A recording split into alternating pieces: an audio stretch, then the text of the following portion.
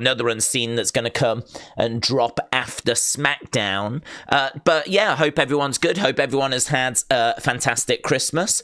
You know where we're going to start, though. We're going to start where we always start, and that is by flipping over to the preview. So here we have got SmackDown General Manager Nick Aldis is going to address Kevin Owens' heinous attack on Cody Rhodes. So we are going to get some movement there. Bianca Belair, Naomi and Bayley are going to team up to take on Nia Jax, Tiffany Stratton and Candice LeRae. That should be fun. And then Chelsea Green is going to hold a Women's United States Championship celebration. The other thing that's been announced as well is that we are going to be getting Cody Rhodes tonight. So Cody Rhodes expected on this show. Of course, he has been working the live shows. He worked yesterday. I think, was it Jacksonville he did? Obviously, WWE did 2 shows yesterday. They did one, I believe, in Jacksonville and the other in Madison Square Garden. Obviously, we managed to get some of the footage from Madison Square Garden for Unseen. I do have a few bits from the Jacksonville show in Unseen later. Nothing massive, just some fun little bits. Actually, Unseen's looking pretty stacked today. There's quite a lot of stuff that we need to get our teeth into. There's a lot of news today. It's a very news-heavy day. Lots of rumours doing the rounds. Feels like people had Christmas Day and Boxing Day off to be with families, and now it feels like people are back now. And it feels like there's a lot of people back at work in the sense of the wrestling journalists. I think we just had a couple of very quiet days, but today feels like we're back. So, yeah, lots to talk about, to be honest. Lots of rumours. Obviously, the Royal Rumble leak, which, as I said in that video, I don't believe because we get this every year. But I thought it was fun to have a look at it. And I was quite fortunate that I was awake when it kind of dropped, when it kind of started coming through. So I had a decision to make of, do I just leave it and put it in Unseen? It's worth talking about, or do I do a separate video on it now? And I was like, I'm going to do a separate video because it's still, at the time, it was still a good 12 hours plus till we got to the next Unseen. So I was like, I'm going to do a video on it. So I did the video. I made it very clear about, I don't believe this is true. We get this kind of thing every year. But I was more interested in, if it did go this way, if it was true, how would we feel about it? So we kind of broke it down. We had to look at the surprises. We looked at the winners. We looked at the match cards. I mean, I thought it was a fun video, to be honest. So it's not a video I regret making. I was hopefully clear that I'm not buying it. I don't believe in it. But because we get this kind of thing every year. Same sort of layout as well. I don't know if you've noticed, but it's always that same sort of layout. It's never different. I feel like it's the same person every year that does this. But I thought there was some merit in there. I thought there was some good stuff in there. I kind of like Kevin and Randy starting off the men's. I kind of like Lyra and Becky starting off the women's. I thought, as I said, I wasn't keen on everything in there, but I was a fan of, yeah, a fair bit of it, actually. I thought it was not bad. So, yeah, that certainly did get people talking. There was nearly 1 million views on that tweet today. Nearly 1 million views. That was about an hour ago, so it might have even got to 1 million now. So that was obviously a big talking point. Lots of bits of news. Let's get into whatever it is you guys want to talk about. Let's jump back over. Hello. I can see so many people jumping in, saying hello. I hope everyone's well. Kian says, Days, hope you're doing well. Having a great day. Hope you had a lovely Christmas. I'm excited for today's stream. I've had a new phone, which I'm using right now, and Lola looks hot in a new picture. Kian, shout out to you, my friend. A new phone. Final SmackDown of December, said Beast Mode. Yes. Bubba Williams said Nick Aldis was hilarious yesterday. Miss Clown, hello, shout out to you. We Da Boys said, hello, I love watching your content. Thank you, We Dem Boys. I really appreciate that. I really appreciate people enjoying Unseen and joining us for the streams and everything. I mean, you know, without people doing that, there would be no channel. So it is always lovely to hear people saying that they enjoy the content, but the truth is, without you guys, there would be no content anyway. So you should give yourselves a pat on the back because, you know, it's only because people join us, people watch those Unseens, that I'm able to continue making more. So it really is me thanking you for all of the support. And yeah, hopefully we're going to have a really good 2025. There's going to be so much to talk about. Obviously, it kind of feels a little bit like the calm before the storm, even though today we've definitely seen the volume turned up with rumours and news and bits and bobs, more so than like the past 3 or 4 days. But I still feel like everything is just, I feel like I'm in a river and I'm just bobbing along, flowing along, and we are heading to that first Raw. That is it. We're kind of all just bobbing along in the river, just flowing away, heading towards that first Raw on Netflix, which is going to be absolutely monumental. I mean, WrestleMania-esque. Everything I keep reading about it, everything I keep hearing about it, all the little... I mean, I don't know if you saw the Jason Baker interview that he did on Dead Meat, right? He really was like, if you go to one show next year, he said to the people hosting it, he was like, if you get to go to one show, you've got to get to that Netflix, that first Raw on Netflix. He was like, it's going to be mind-blowing. Like, the way he was talking, the way he was bigging it up, the way that he was like, I'm serious, you know? It got me even more excited for that show. So I keep seeing these little interviews. I keep seeing these little quotes. Everything just seems like that show is just going to be flipping bananas. So, yeah, I mean, WrestleMania-esque, apart from the fact it's going to be in an arena, not a stadium, but the arena they're in is only the most, you know, impressive arena in the world. That brand new arena in LA that cost like $2 billion to build. So, I mean, even that place is going to be bananas. It's got is it in the world's largest indoor screen, like that wraparound? Oh, mate, it's going to be so good. What's that? The 6th. It's a week on Monday, isn't it? We just got to get a week on Monday, and then we're there. Oh my god, I need to set the stream up now. I might start streaming now and just go straight the way through. Batman Big Fan said, Days, it's gotten worse. She's been in hospital since Tuesday. Turns out that it's COVID. It's not a normal fever. It's bad. Please pray for her. Batman Big Fan, I'm so sorry to hear that, my friend. The only thing that I can say is at least she's in the best place right now to be in hospital and, you know, to be getting the treatment that she needs to be getting, you know. So you wouldn't want her to be anywhere else at this time. Round the clock care. So, you know, you've just got to comfort yourself with everything that can be done is being done. So absolutely, she'll be in my thoughts. She'll be in the community's thoughts, my friend. And I'm very sorry to hear that she wasn't able to get out in time for Christmas. But, you know, keeping everything crossed, she gets out very, very soon, bud. So I'm very, very sorry to hear that, Batman Big Fan. Christopher said, are we sure that Cody is going to return tonight? He might have said that to make people happy for something. Well, I believe he is. I mean, I think he is scheduled to be on this show according to his, you know, this is where I'm going to be. Obviously, that could be a dark match. So we don't quite know that we're going to see him on the actual broadcast. But, yeah, word on the street is Cody is expected to be back for this show. It is part of his schedule. The only doubt I've got is, does he make the broadcast? He will be there for the live audience, but does he make the broadcast for us? I think he does. Because, I mean, there's footage that's gone around of him wrestling yesterday. We know that he's, you know, not in bed recovering. He actually competed yesterday at Jacksonville. Was it Jacksonville? Jacksonville, I believe. So we've seen footage. So we know that he's okay. So, yeah, I think we see him.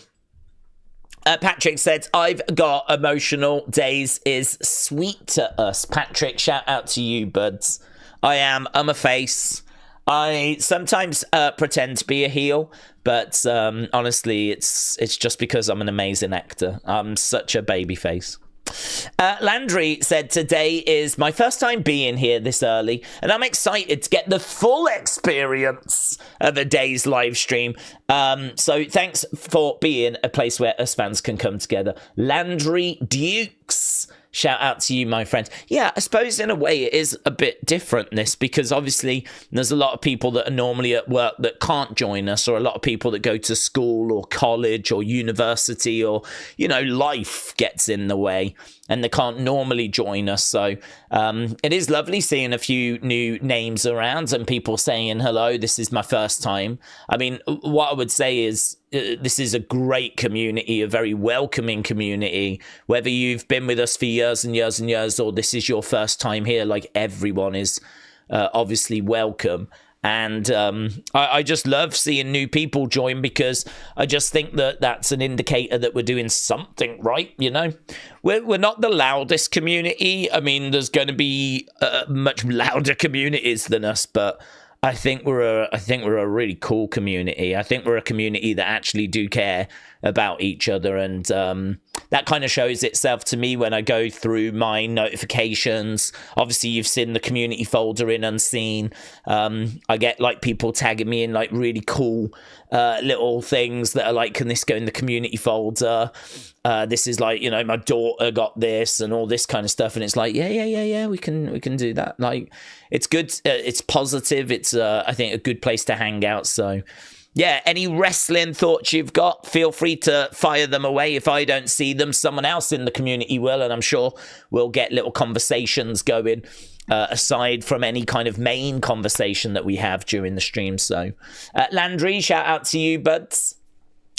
Connor said, Days, have you heard that Liv Morgan versus Rhea match for the WWE Women's Championship will now be a last woman standing? I did. It was announced on Main Event or something. Well, I couldn't quite figure out where it was announced. So, I mean, we can have a just quick glance. I'm not too worried about ruining Unseen, to be honest, because, you know, we're going to talk about things, aren't we? So, where is it? It is here. So as announced during Main Event, don't know, how was that? How did they know about that 3 hours ago? As announced during Main Event, Liv Morgan, Rhea Ripley's match is now going to be a last woman standing match. So good. I mean, that's going to be fun. It also means no DQ. It means like anything can happen. You can do anything. You've just got to, you know, keep your opponent down. That's going to allow Raquel to get involved. I hope Rhea's got a plan. She's going to have to neutralize Raquel, because you know that Raquel's going to get involved. As well as that, look, Ariana Grace. Look at this. Look at this. Can we all agree he has done really well for himself there? Like, he's not a bad-looking guy, but I feel like she's out of his league. I'm just going to say it. I feel like she is S tier. He's A tier. Don't get me wrong. I'm not down on him. Great guy. I got all the time in the world for him. Lovely lads. But come on. She's in my mind, she's like, do you know what I mean? I'm just saying, yeah, you don't have to settle in life, right? You don't have to aim down. Well, she did, but like he didn't. I think he's done very well. Yeah, I think he's done very well. In fact, so much so he is now my spirit animal. Because it's official, we're engaged. Stacks, thank you for the proposal of my dreams. He's gone all out, isn't he? I mean, that is the Eiffel Tower by the looks of it, right? And there's like heart with roses. Do you know, I've never thought about this. France and Paris are very like amore, synonymous with love. I bet there is some sort of service you can call and be like, listen, we're going to be in Paris, we're going to be at the Eiffel Tower, I want to propose, Can we do like a thing? Can you get me some candles and some roses in a heart shape? And there must be like something you can arrange. I mean, I've never looked. I've never got close enough to engage in anyone to actually need to look. And to be honest, I don't know that I'm quite this level romantic. But yeah, he's done well there. He's done well. He's done well to organise this, but he's also done very well with... putting a ring on that finger. So many congratulations to him. And hopefully Ariana Grace doesn't realise the mistake she's made. Certainly when she could have had a boomer streamer. Just saying. Yeah, just saying. I was right here all along. I look after myself. I stay out the way. Yeah. If she's aiming down, she might as well aim down, you know? She's only aimed down one level. Yeah, she could have aimed down several if she'd looked in this direction. So I'm just saying, yeah. Jordan Grace's last contracted dates with TNA are the weekend of TNA Genesis on January 19th. Following that weekend, Grace is a free agent. She's coming home. She's coming home, boys. She's coming home. Jordan Grace on her way to WWE. It's happening. It's happening. Start crying, TNA fans. You're losing your girl. She's coming home to WWE. So that was just a little taste of what we've got inside Unseen for later. Some sad news about Jax Dane passing away. Yeah, do you know, I put that in the folder. I swear I did. I never showed. I went through all the folders yesterday and I do not remember seeing it. I got tagged in it quite a bit throughout the day. And, Nicole just made a comment on it and everything. But I went through all of Unseen. It just wasn't there. So I don't know what happened with that. But, yes, I did see that news. Terrible, terrible news. That when we were watching, he was in for a bit. He wasn't there all the time. So I can't claim to have watched lots of him. I think he I think he was there before we started watching Power. And I think he returned towards the end of our time watching Power. So I didn't catch much of him. So I can't say I saw much of him. But we certainly saw bits of him. And I think it was something to do with his heart. He'd had like heart trouble. And I think his heart gave out at such a young age as well. He was in his 40s. So, just awful. You just never know, do you? You just never know how long life is going to give you. So, yeah, terrible. So, thoughts definitely with his family. And what an awful time for it to happen as well. Not that there's ever a great time, of course. Kim Shanes, hello, Days. You have about as much chance with Ariana Grace as Man United have of winning the Premier League. And that is absolutely none. I know. I did have a chance because she was single. Well, not single, but she wasn't engaged, you know? So it was just so unfortunate that I'm ugly and I stream all the time. If I was good looking and I didn't stream all the time and I was actually successful and I had money and I lived in America in like Florida and somehow I was kind of around her, I think it could have worked. It's just those little details, isn't it? Just those little details that get in the way, really. So I'm pleased for her. You know, she's got the runners-up prize. She doesn't get the main prize, which would have been me. She gets the runner-up prize, but it's a good runner-up prize. And so I'm pleased for her. And I'm thrilled for Stacks. Thrilled for Stacks. And I think we should all be thrilled for Stacks. Because as I said, if you're a guy, it shows, doesn't it? We can punch up.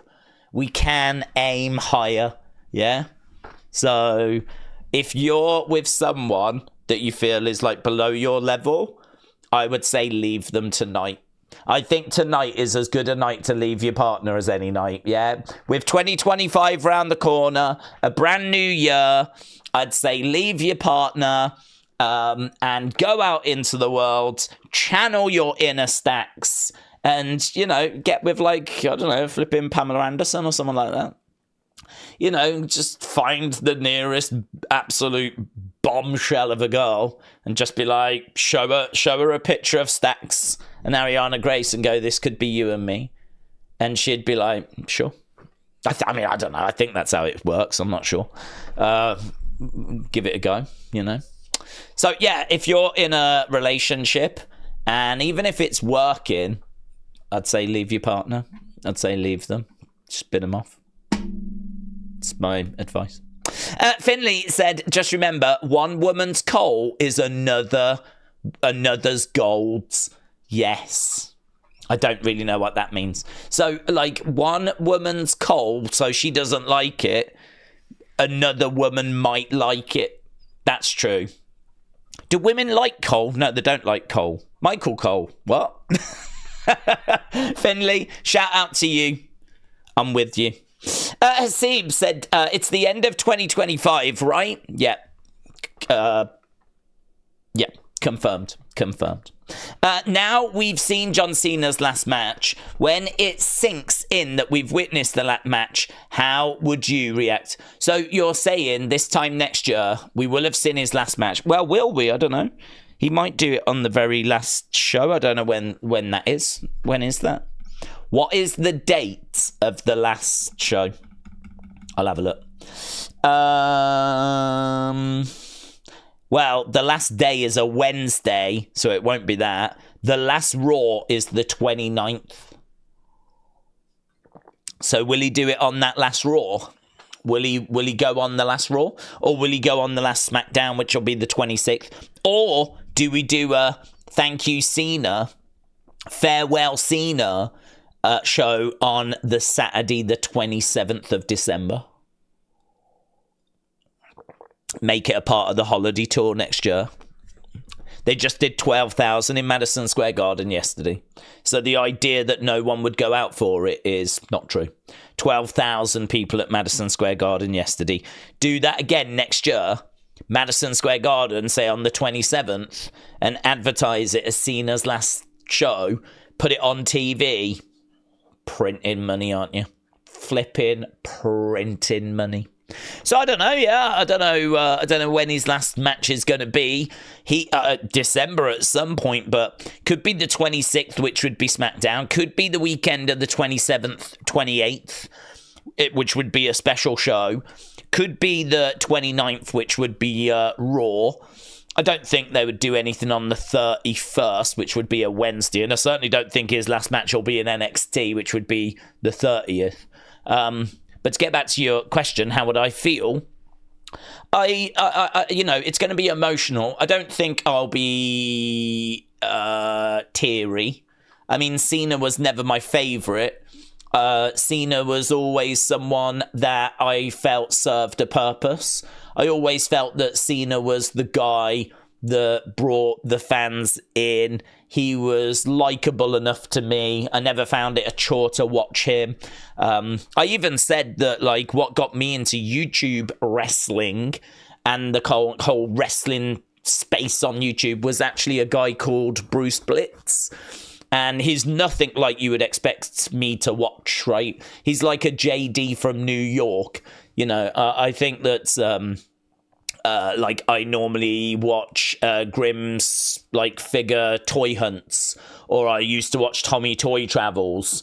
Yeah, I don't like, for me to watch someone that rants and raves and all of that. It's not really my thing, really.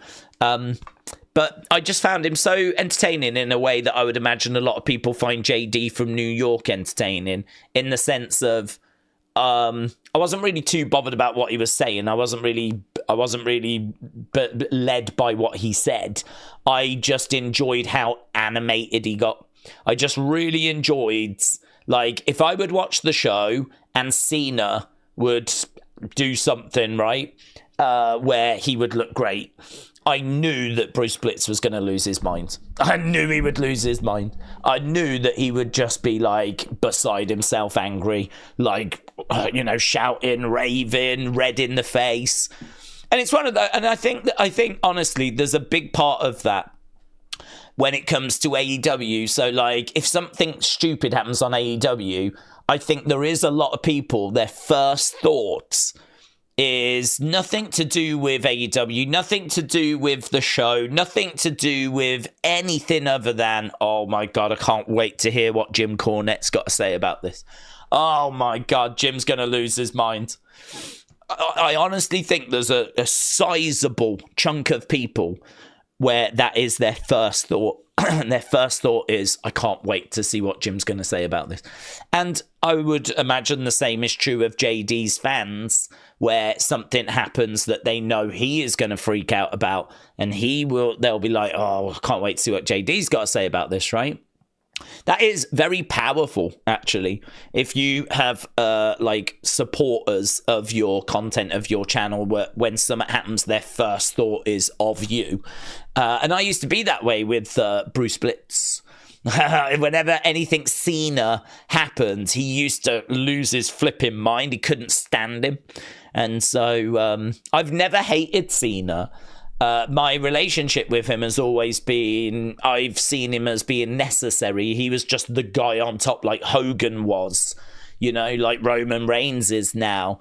John Cena was just that next guy, really. He was the next Bruno. He was the next Hogan. He was the next guy. Much like how Cody is now the next guy. You just always have that guy that's on top.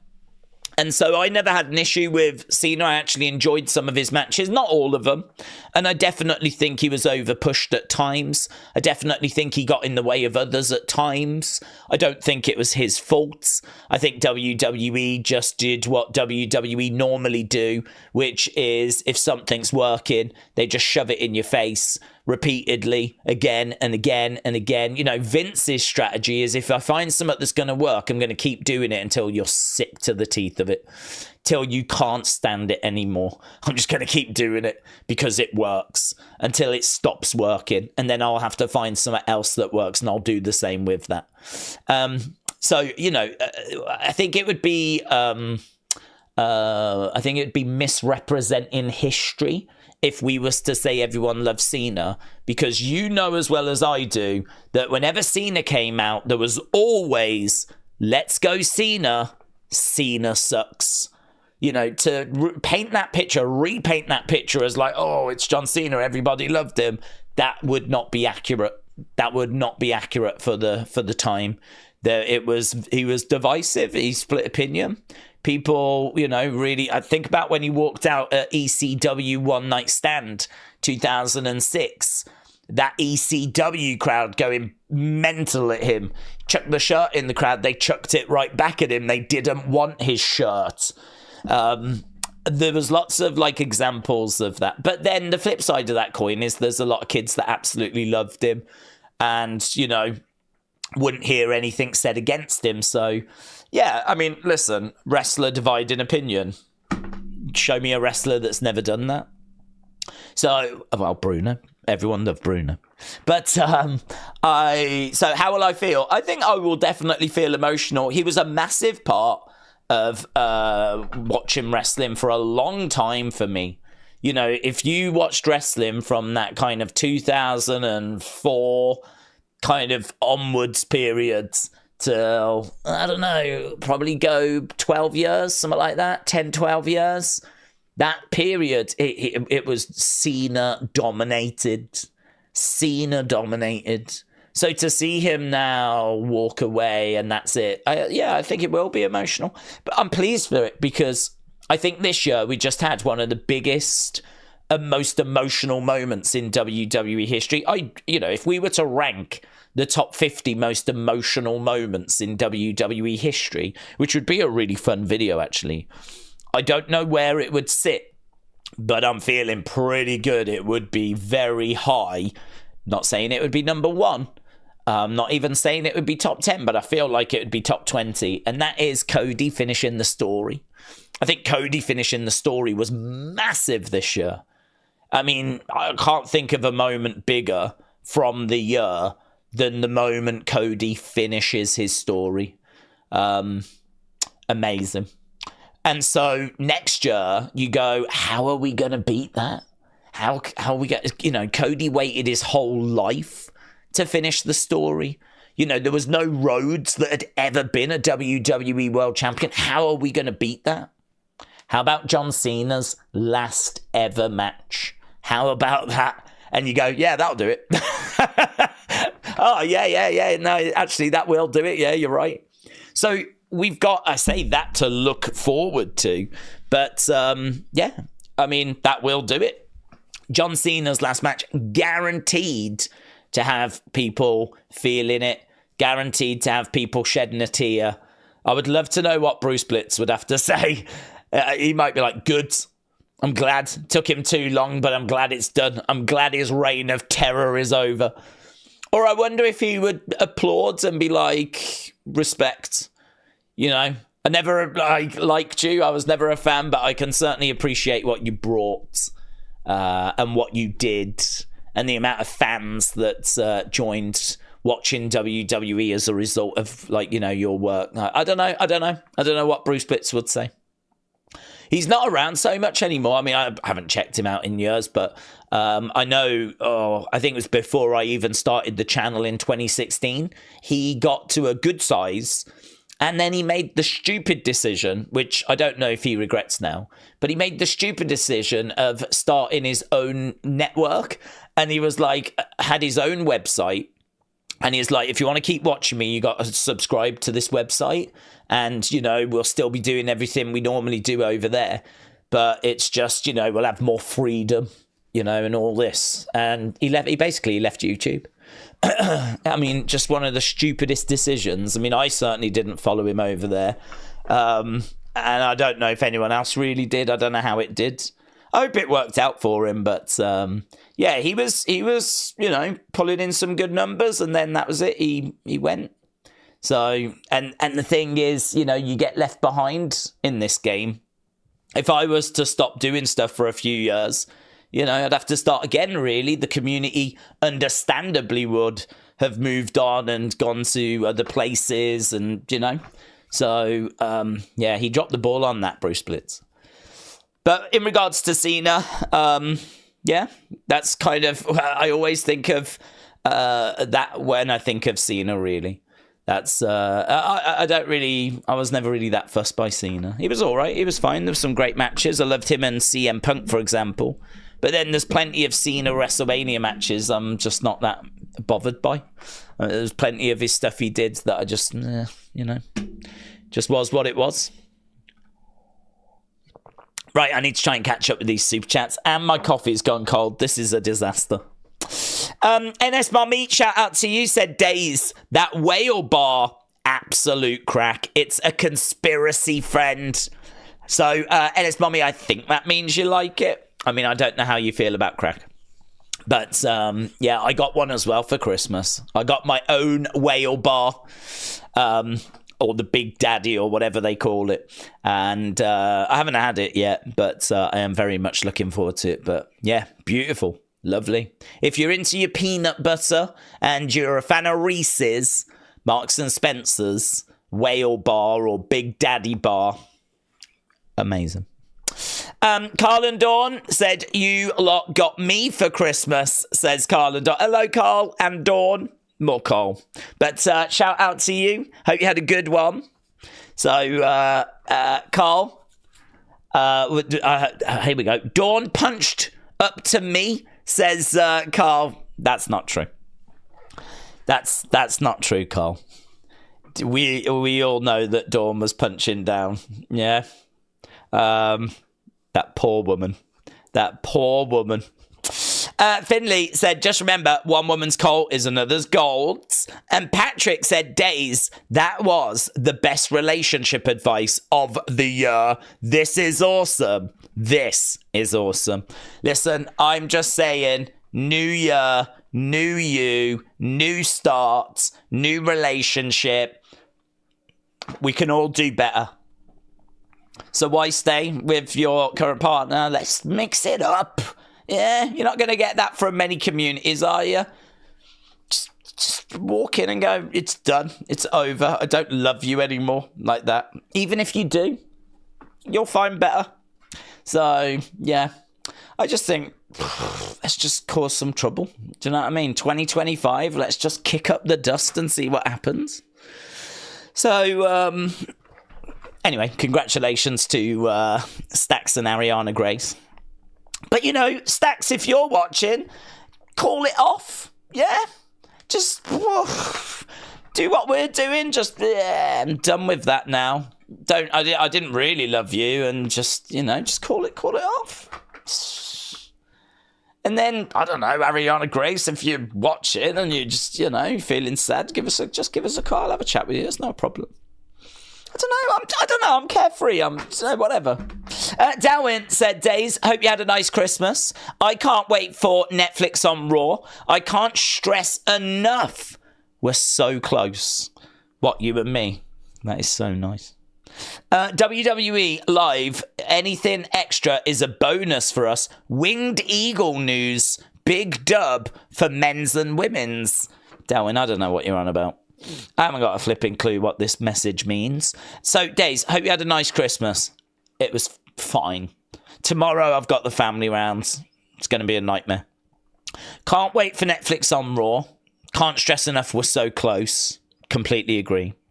Lot of old PLEs for the UK finally get to watch WWE live.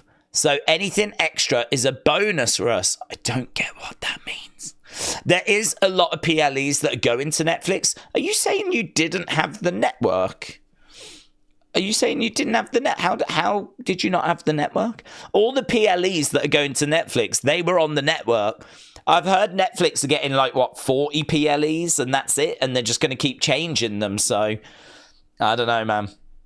I'm not seeing anything getting me excited about the archive footage. What I'm seeing is that there's expected to be, unless people can tell me different, there's expected to be 40 PLEs on there. From mixture from the past. And they'll keep changing them.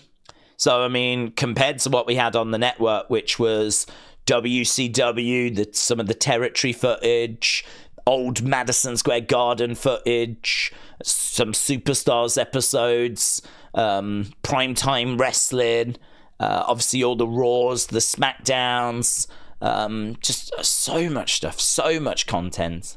I mean, I think I got told that on Peacock, there's over 11,000 WWE shows. 11,000.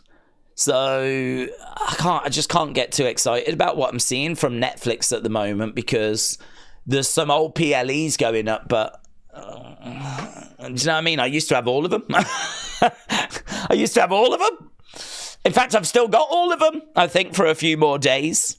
So we'll have to see. We'll have to see how it settles. But I'm telling you now, I'm subscribing to even... I think Germany is keeping their network. I don't know why. But someone told me that Germany's keeping their network. Or Peacock.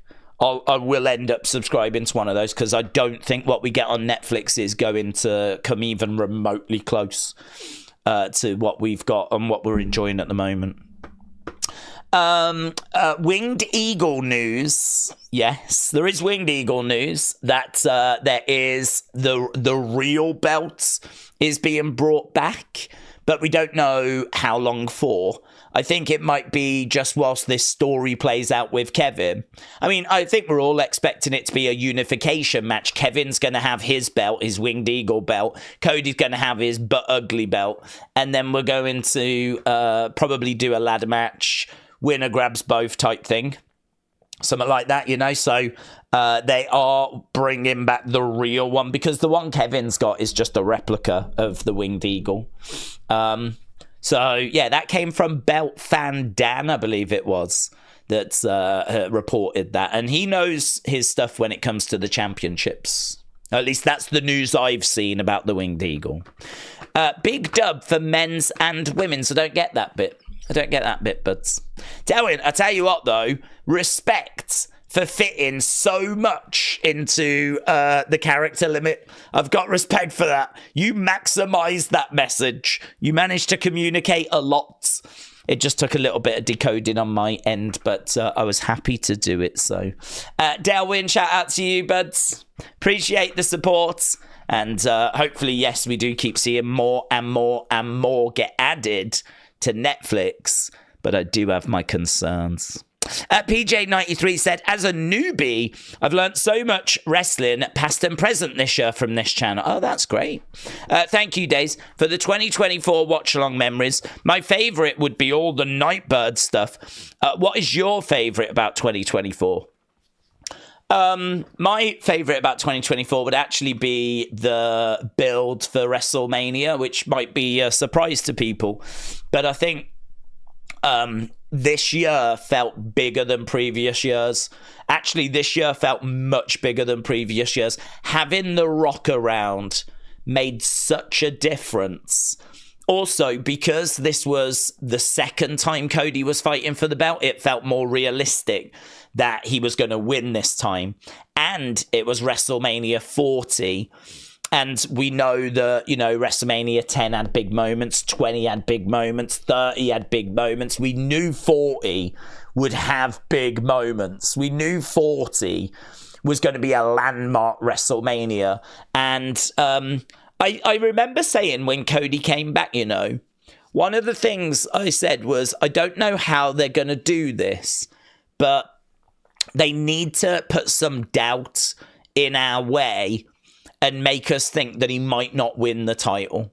Because from the moment he returns, it just felt like he was going to be the guy to beat Roman. From the moment he came back at WrestleMania 38, the way they presented him, the way they managed to convince him to leave AEW, we didn't know the ins and the outs then, but the way that he had jumped ship from AEW to go to WWE, you sort of felt like they must have said to him, we will give you the title. If you come back, we will give you a run with the belt, right? I think he has since come out and said that conversation never happened. I think he has since come out and said, actually, no, that conversation was never had about me winning the title.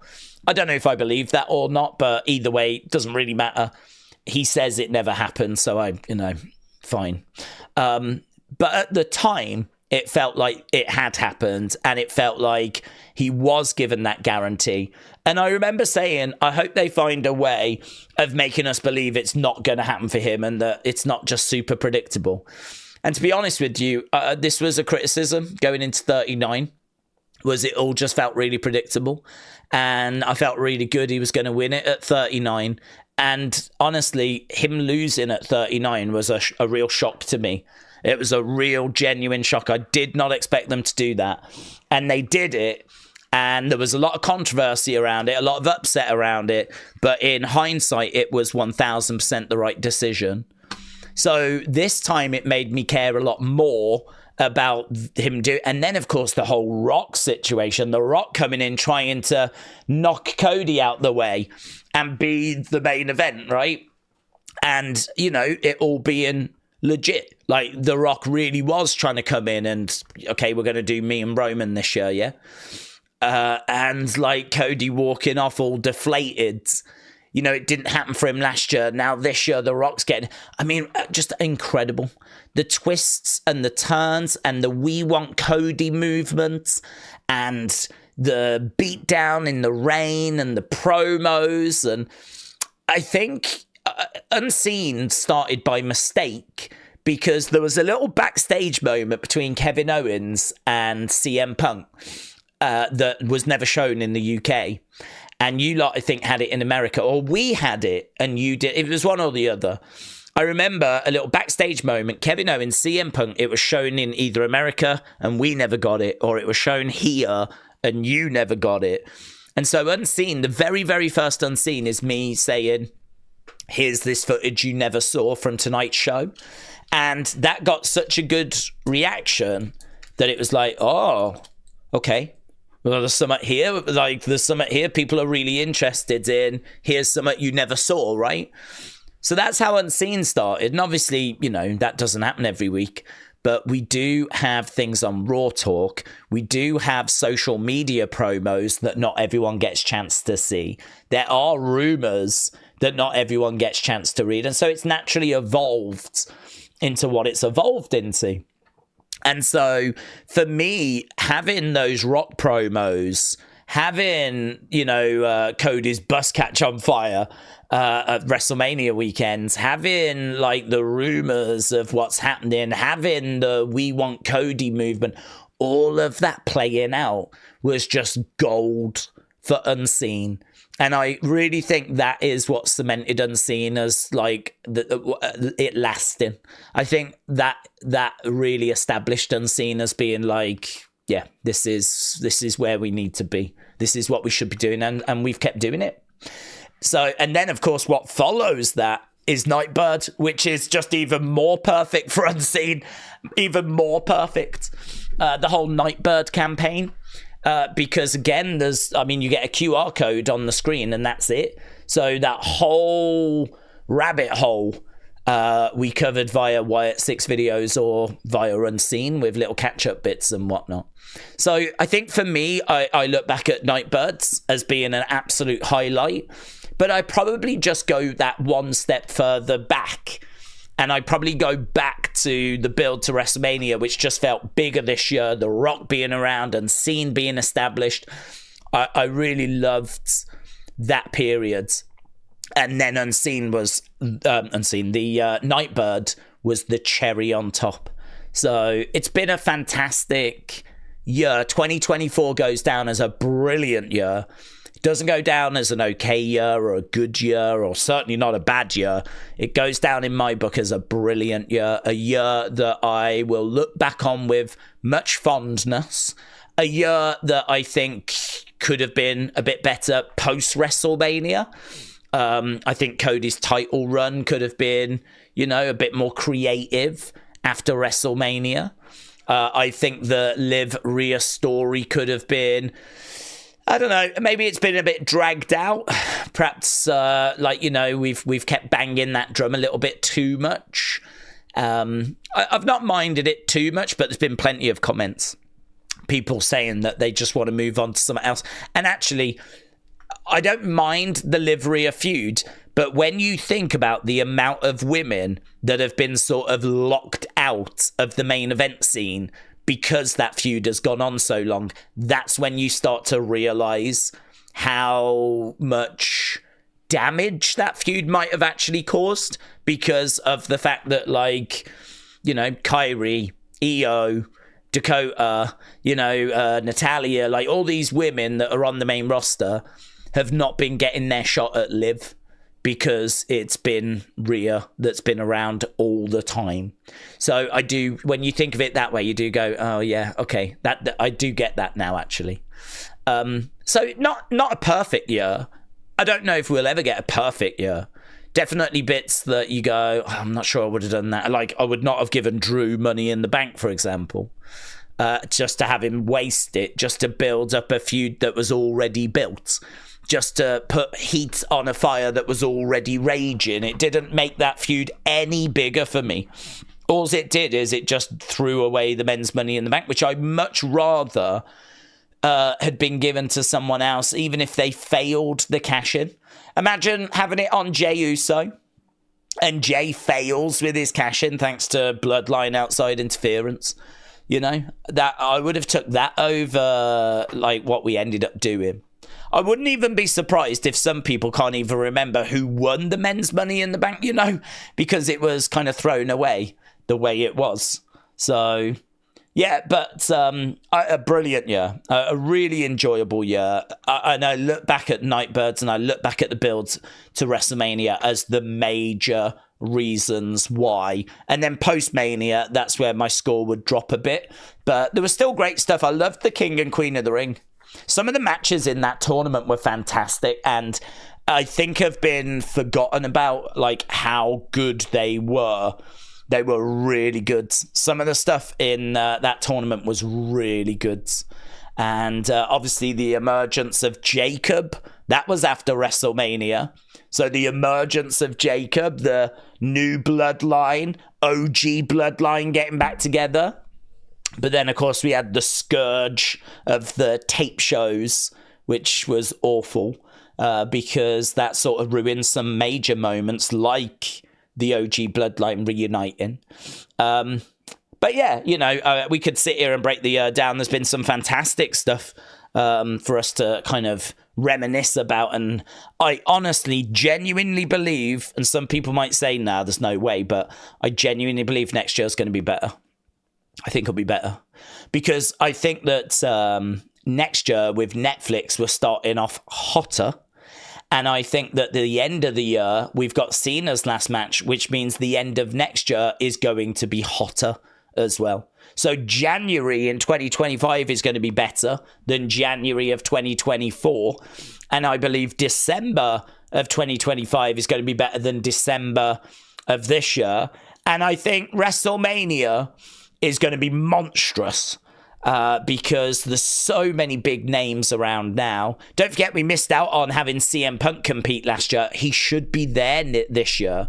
The only thing we're going to miss is Cody finishing his story. We don't have anything to quite match that at the moment, but we don't even know the card yet, so we don't know. But that, I think, is going to be a struggle. To get Mania 41 to beat Mania 40, that's going to be a struggle. I don't know that we can do that, but I think the builds could be just as fun. And I think that January could be better. I think December will be better. I actually don't think it'll be too hard for them to beat SummerSlam. I thought SummerSlam was fine, but I thought it was beatable as well. I don't think it'll be too hard for SummerSlam 2025 to beat SummerSlam 2024. So I'm really optimistic. I'm really optimistic that they're going to be able to better 2024 in 2025. So PJ93, shout out to you, my friends. I'm so glad you've enjoyed hanging with us and learning a few bits and bobs. And it's not really about that, to be honest. I mean, it's good if people do, but I suppose in a way it's just about talking about wrestling, isn't it? And just talking about what we love, what's happening at the moment, where we think things are going. And I think it's good when people join us and they've got, like, you know, a good knowledge and they want to share that. I mean, one thing wrestling fans love to do is share their knowledge of wrestling, but we don't really set out to do that. It's not really about this is what we know. I find that so cringe. Instead, it's about talking about where we are, where we're going. You know, we could sit here and just talk about the past all the time and just talk about well, actually, such and such did this and such did that. I find that so cringe. I really hate that stuff. It's why we don't do it. I hate all of that. I'd much rather focus on where we are right now. That means that everyone with us can join the conversation. Whether you've watched for the first time this week or you've been watching for 30 odd years. And that means everyone can join the conversation. And it also, like, we get to talk about where we're heading. We get to talk about maybe some of the stories where they've been recently. And, you know, hopefully things fit in a lot of the time with where we are right now. I do see it sometimes, people going on about the past and, like, going into this really niche kind of stuff. And I really hate all of that. Alan, shout out to you, my friend. I don't know what your message was, Alan. I feel like there should have been a message there because it's just silence. But we know sometimes silence can be golden. And we also know that silence can say things that words can't. That doesn't even make sense. But Alan, I really appreciate it, my friend. You've got me wondering now as to what this silence is for. I'm not sure. But if you put a message in, I'll try and keep an eye out and I'll try and read your message. So thank you, Alan. It's really appreciated. But I wish I could read something apart from your name. I'm not complaining. Well, I am. I'm a boomer. It's what I do. It's my default setting, you know. What can I say? When you get to 21, the little switch on the back flips over from fun youngster and it clicks over to Boomer, and then your default setting is pretty much to complain about everything, right? So it's not my fault. It's a disability that I've got, right? Because I'm a boomer and I have a boomer card, right? So, just bear that in mind, Alan, right?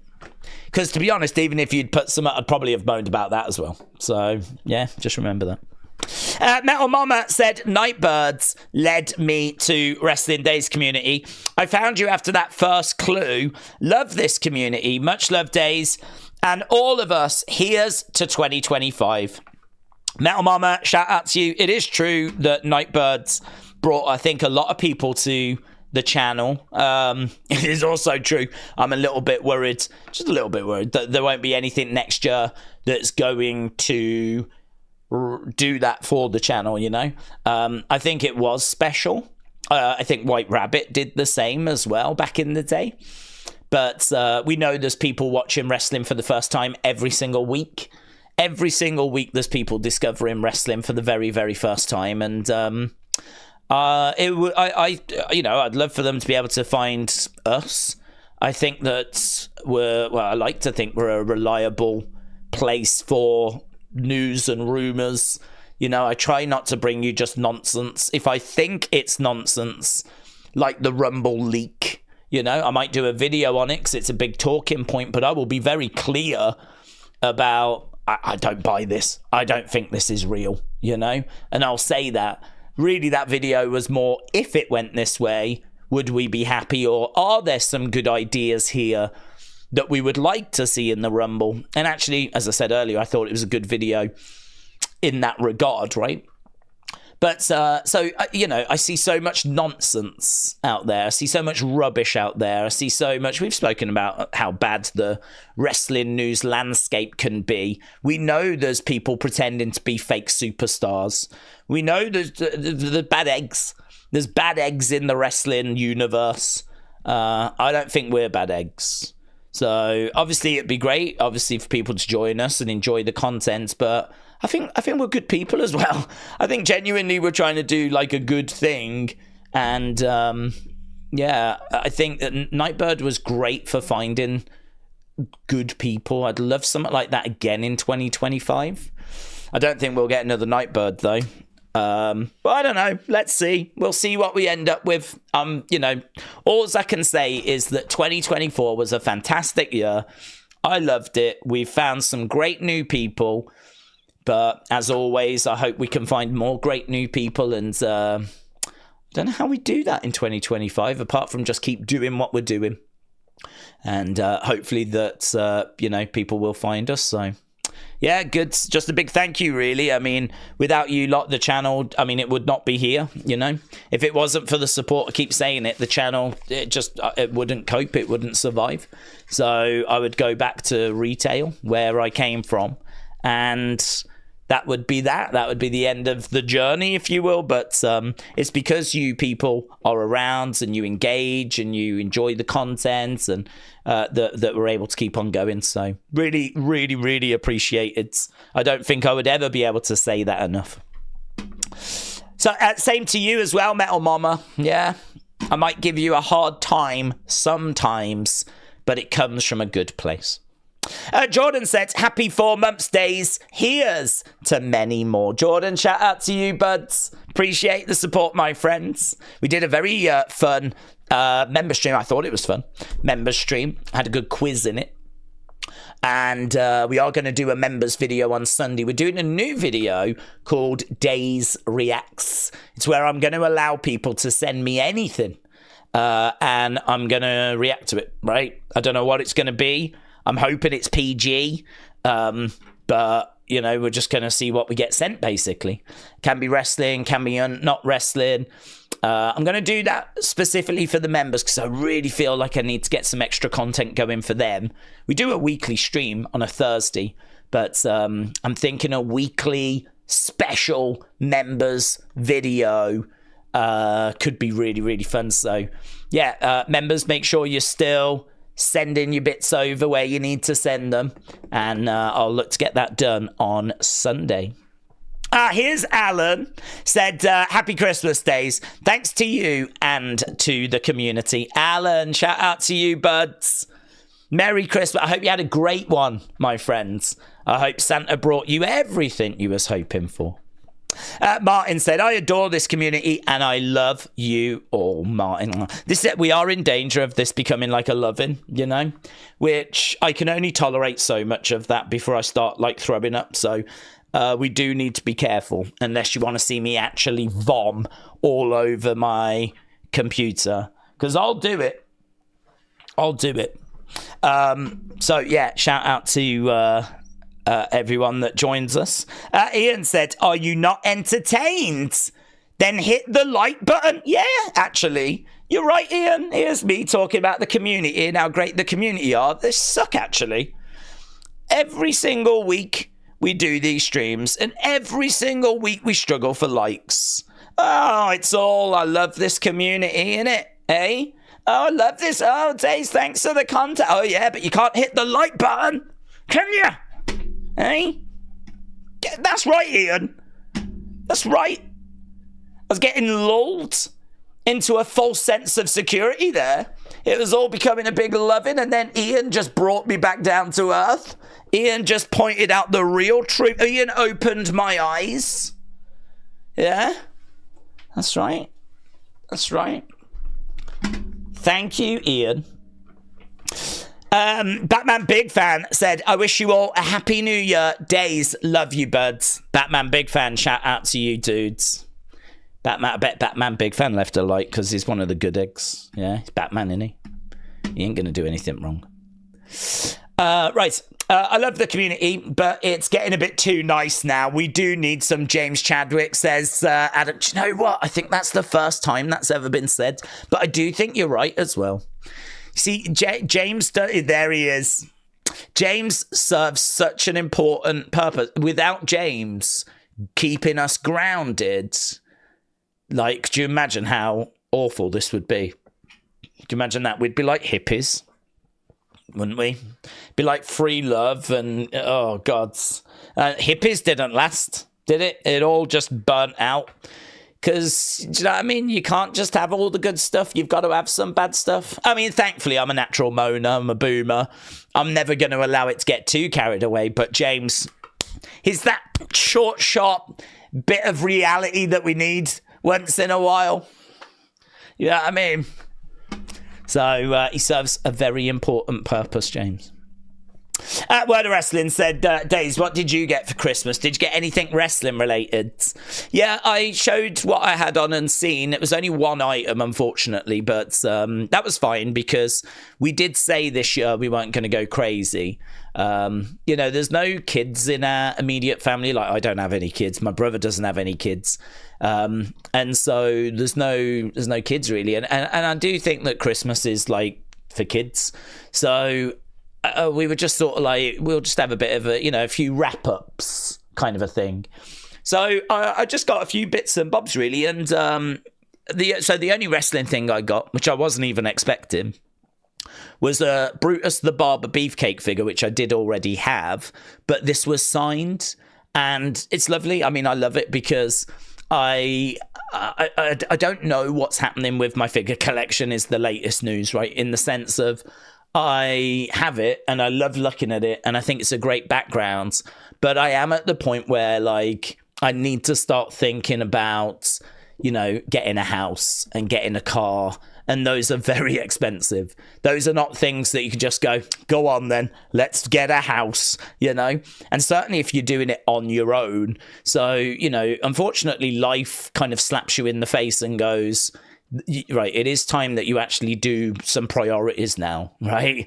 You've had a good run of having fun and spending like money on figures, but now you do need like to think about being an adult. So you know, I'm looking at the figures and I'm looking at stuff and I'm like, can I justify them standing on a shelf, or do I have to start thinking about like reducing the collection? I'll still keep bits, things I really love, but I don't know. I mean, for example, I've got loads of figures in their boxes in a storage unit, right? and I never got round to reviewing them on the channel. So I found them in toy hunts, bought them, love finding them, and then the plan was always I would do a video where I review them. And of course, things get in the way, yeah? And so the pile of stuff to be reviewed grows and grows and grows. And eventually it's like overwhelming. You don't know where to start. You don't know which one to do first. And, you know, something else gets in the way, some breaking news or whatever it might be. And so I've got all these figures now in boxes, and I'm like, I probably should just like start selling them on eBay, just even if I get the money back that I paid for them, because that then can go towards a house, towards a car and stuff like that. So I think when it comes to figures, I love toy hunting. I love going to the shops and seeing what's in the shops. I think I will always love that, because I love going back and looking at toy hunts from 5 years ago, 10 years ago, you know, and, you know, places like Toys R Us are not around anymore. So to have footage of Toys R Us is kind of special for kids growing up now that don't have a Toys R Us. They get to see what Toys R Us is, or people in America that don't have Smiths. You get to see what a Smiths looks like and the figure range and everything. So I love toy hunts, and I love the comments of people that are always like, oh, I never got to go to this shop, or oh, it reminds me of my local Toys R Us. Like, there's so much nostalgia that's caught up in toy hunting. And there is genuine excitement when you see a figure or you see an item that you was hoping to find. Gone are the days where I buy whole series now. They're definitely over. But still picking up the odd thing here or there. Yeah, it's I definitely still do that. There's definitely still a purpose for me to go out to the toy shops and to do those videos. And I know that people enjoy them. So, yeah, in regards to wrestling stuff, I mean, I don't really know what I could have got. There wasn't anything I asked for. So to get the signed figure was, like, really, really cool. But, like, you know, back in the day, I would have drowned in figures. There would have been so many figures I would have asked for, but I just didn't ask for anything. I didn't ask for anything. I'm not looking really to grow that collection anymore. If anything, I'm looking to downsize and just keep, like, you know, certain bits that I just can't bear to part with, you know. I don't think I could part with my WrestleMania 3 Macho Man Mattel figure. I just love that figure to death. So I don't think I could part with that. Or the Hulk Hogan that comes with the Hogan 86 belt. I don't think I could part with that. A lot of golden era figures, actually. My Bruno. I don't think I could part with my Bruno. But then there's lots of others that, you know, I could part with. So, I don't know. We'll have to see what the future holds there. But loving the Walmart WWE Superstars line. I think I love that retro feel of those figures. So, I had the Brutus one of that. T-shirt wise, I probably could get some shirts, but unfortunately a lot of like really cool shirts, older shirts, they're on like pro wrestling tees, and that's kind of hard to get them in the UK because you'd have to get them shipped from America, which obviously ups the cost considerably. And then of course you've got like any tax and all of that. So, you know, unfortunately you're quite blessed in America where you could go to pro wrestling tees and get some really awesome shirts. Here in the UK, we have to really think about, you know, how much extra is that going to cost me? I actually bought 3 WWE Superstar figures because they're Walmart exclusives. We don't have Walmart. I actually bought 3 from eBay, and I ended up paying an extra £90 on postage, and it actually turned out to be more than it was for the figures. I think the 3 figures came to like £80 for the 3, and I then paid an extra £90 for the shipping and taxes and all of that stuff. So, do you know what I mean? After that, you go. And had I have just walked into a Walmart, which I can't do, but had I have just walked into a Walmart in America, I think they were £20 each. I think they would have cost me £60. I ended up paying £80 because they were on eBay, and then I had to pay an extra £90 on top. So it's bonkers. Honestly, it's absolutely bonkers. Like, you don't know how good you've got it in America. All those exclusives are a flipping nightmare. Thankfully, Wrestling Shop have now started stocking them. So I've actually been buying them from Wrestling Shop. Like, when I have said in the past that I'm like, you know, a customer of theirs, legit, I'm a customer of theirs. I do buy, like, with my own money, like, items from their online store, which is why I was always happy to partner up with them, because I believe in what they do. I think what they do is excellent. You can't get those figures anywhere else in the UK but their shop as well. So, and I'm not even being paid to say this. I haven't spoke to them in ages. So, yeah, it's not much, no. I probably could have had a few shirts or something. But, yeah, I haven't even looked, to be honest. I haven't even looked. There was the Jacob shirt I had my eye. I should buy that Jacob shirt, actually. I do like that Jacob Fatu shirt. There is a Jacob Fatu shirt of him being like, is it a werewolf, that looks kind of cool. I've had my eye on that for a little while. So who knows? You know, I had a little bit of money for Christmas. Yeah. Might go and spend it there. Might go and get myself a Jacob Fatu shirt. So, but yeah, what did you guys get? I'd love to know what people had for Christmas. Netforce said, what surprises are we expecting for Royal Rumble in 2025 as a whole? I feel like we've covered this a few times. The headlines are, I don't think there'll be loads of surprises for the Rumble, because there never normally is. You normally get 2 or 3 in each Rumble, and some of those can also include NXT talent. The leaked list, I don't think, had any legends in it, other than like John Cena, who we're expecting, of course, being in the Rumble, and The Rock being number 31, right? But yeah, outside of that, not really expecting anything. Rob Van Dam, maybe. He was around. He was at that ECW NXT show. He never actually did anything. I don't know if his body's so broken down he now can't. But, you know, I think people always look at, like, the Boogeyman or X-Pac or Rob Van Dam or the Hardys. I mean, the Hardys are still competing in TNA. You know, to have the Hardys come out at the Rumble, I think that's more than possible, right? Matt Hardy, Jeff Hardy, I think you could absolutely get them in the Royal Rumble. Jordan Grace is rumoured, of course, because her contract's coming up soon. So she's rumoured for the women's. AJ Lee is the one that people would love. I think we see her at some point in 2025. Goldberg, there's always potential. Obviously, the returning stars, you're going to get Charlotte, you're going to get Alexa, you're going to get Asuka. The returning stars you're going to end up with. But, you know, that's not what people want. People want, you know, those kind of Mr. Kennedy names, you know, like MVP when he came back a few years ago.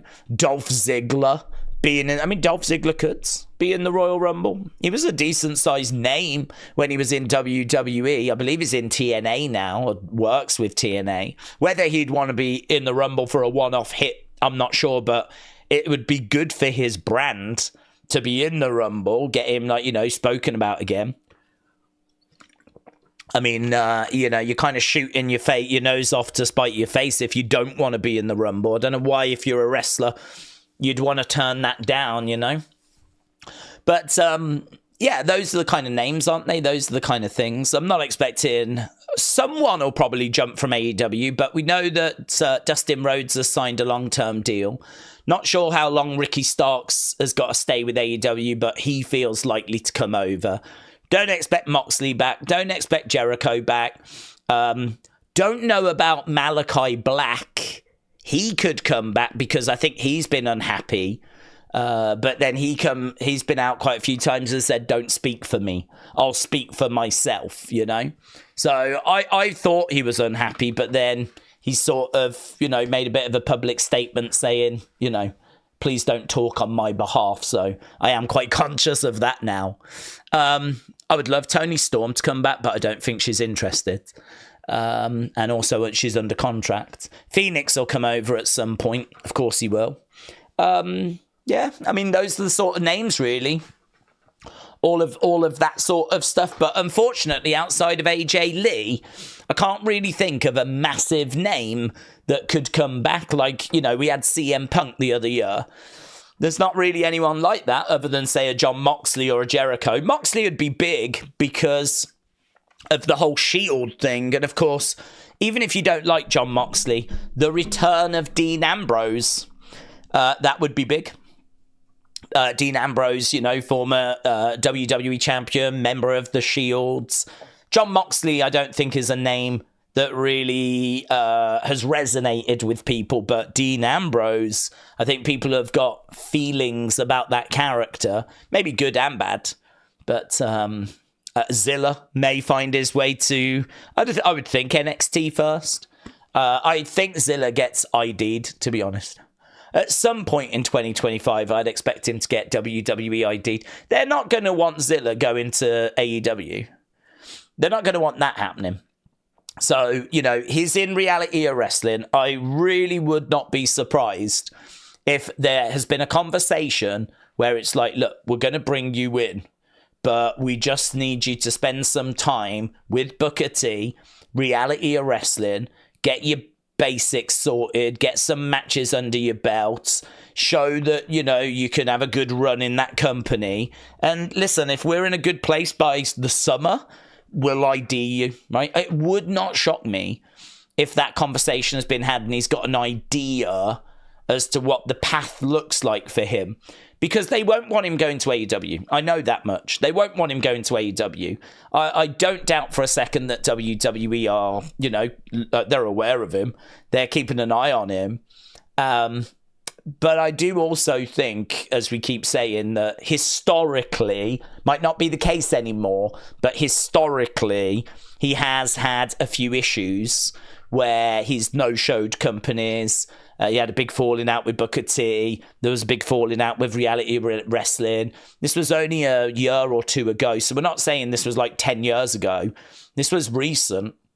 But, whenever you say that, you have people going, no, he's changed now. He's a different person now. It's like, yeah, that might be true. But you can also understand why WWE would want him to show them that for over a period of time. So if they were to say to him, look, we'll ID you in the summer if everything goes well, I think that makes total sense. So I could see him getting ID'd. I'm not sure I can see him going straight to the main roster, but I could see him being ID'd.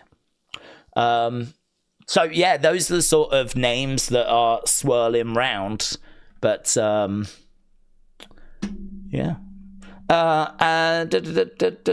When your mom gets done sobbing, oh, my God, William is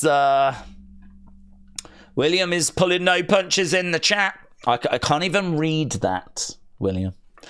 Curtis, shout out to you, gifting a Wrestling Days membership. Yeah, Curtis, appreciate it, dudes. Thank you, my friends. I appreciate all the gifted memberships. I think it's so good. And at the moment, we've actually got the members nominating who they want to go into the Hall of Fame for December. So all the members, the post is up. You just have to leave a name in the comments. And I will, on Sunday, not tomorrow, because my family are over, and I will likely be getting smashed. So don't hold your breath for an unseen, right? I'll tell you now. Saturday is the one day in the year where my family come over, and they stay till about 2 a.m. And by the time they leave, I'm shattered. I won't have done any work with keeping up to date with what's happened that day. And honestly, I'll be probably pretty drunk as well. So the idea of trying to do an unseen, it probably ain't happening. I'm telling you now, right? Just so we're all on the same page, you'll get one tonight. And then tomorrow, my family around, there'll be about 25 people here. And it's going to be flipping bonkers like it is every year. So, we'll do this stream. We'll do an unseen tonight.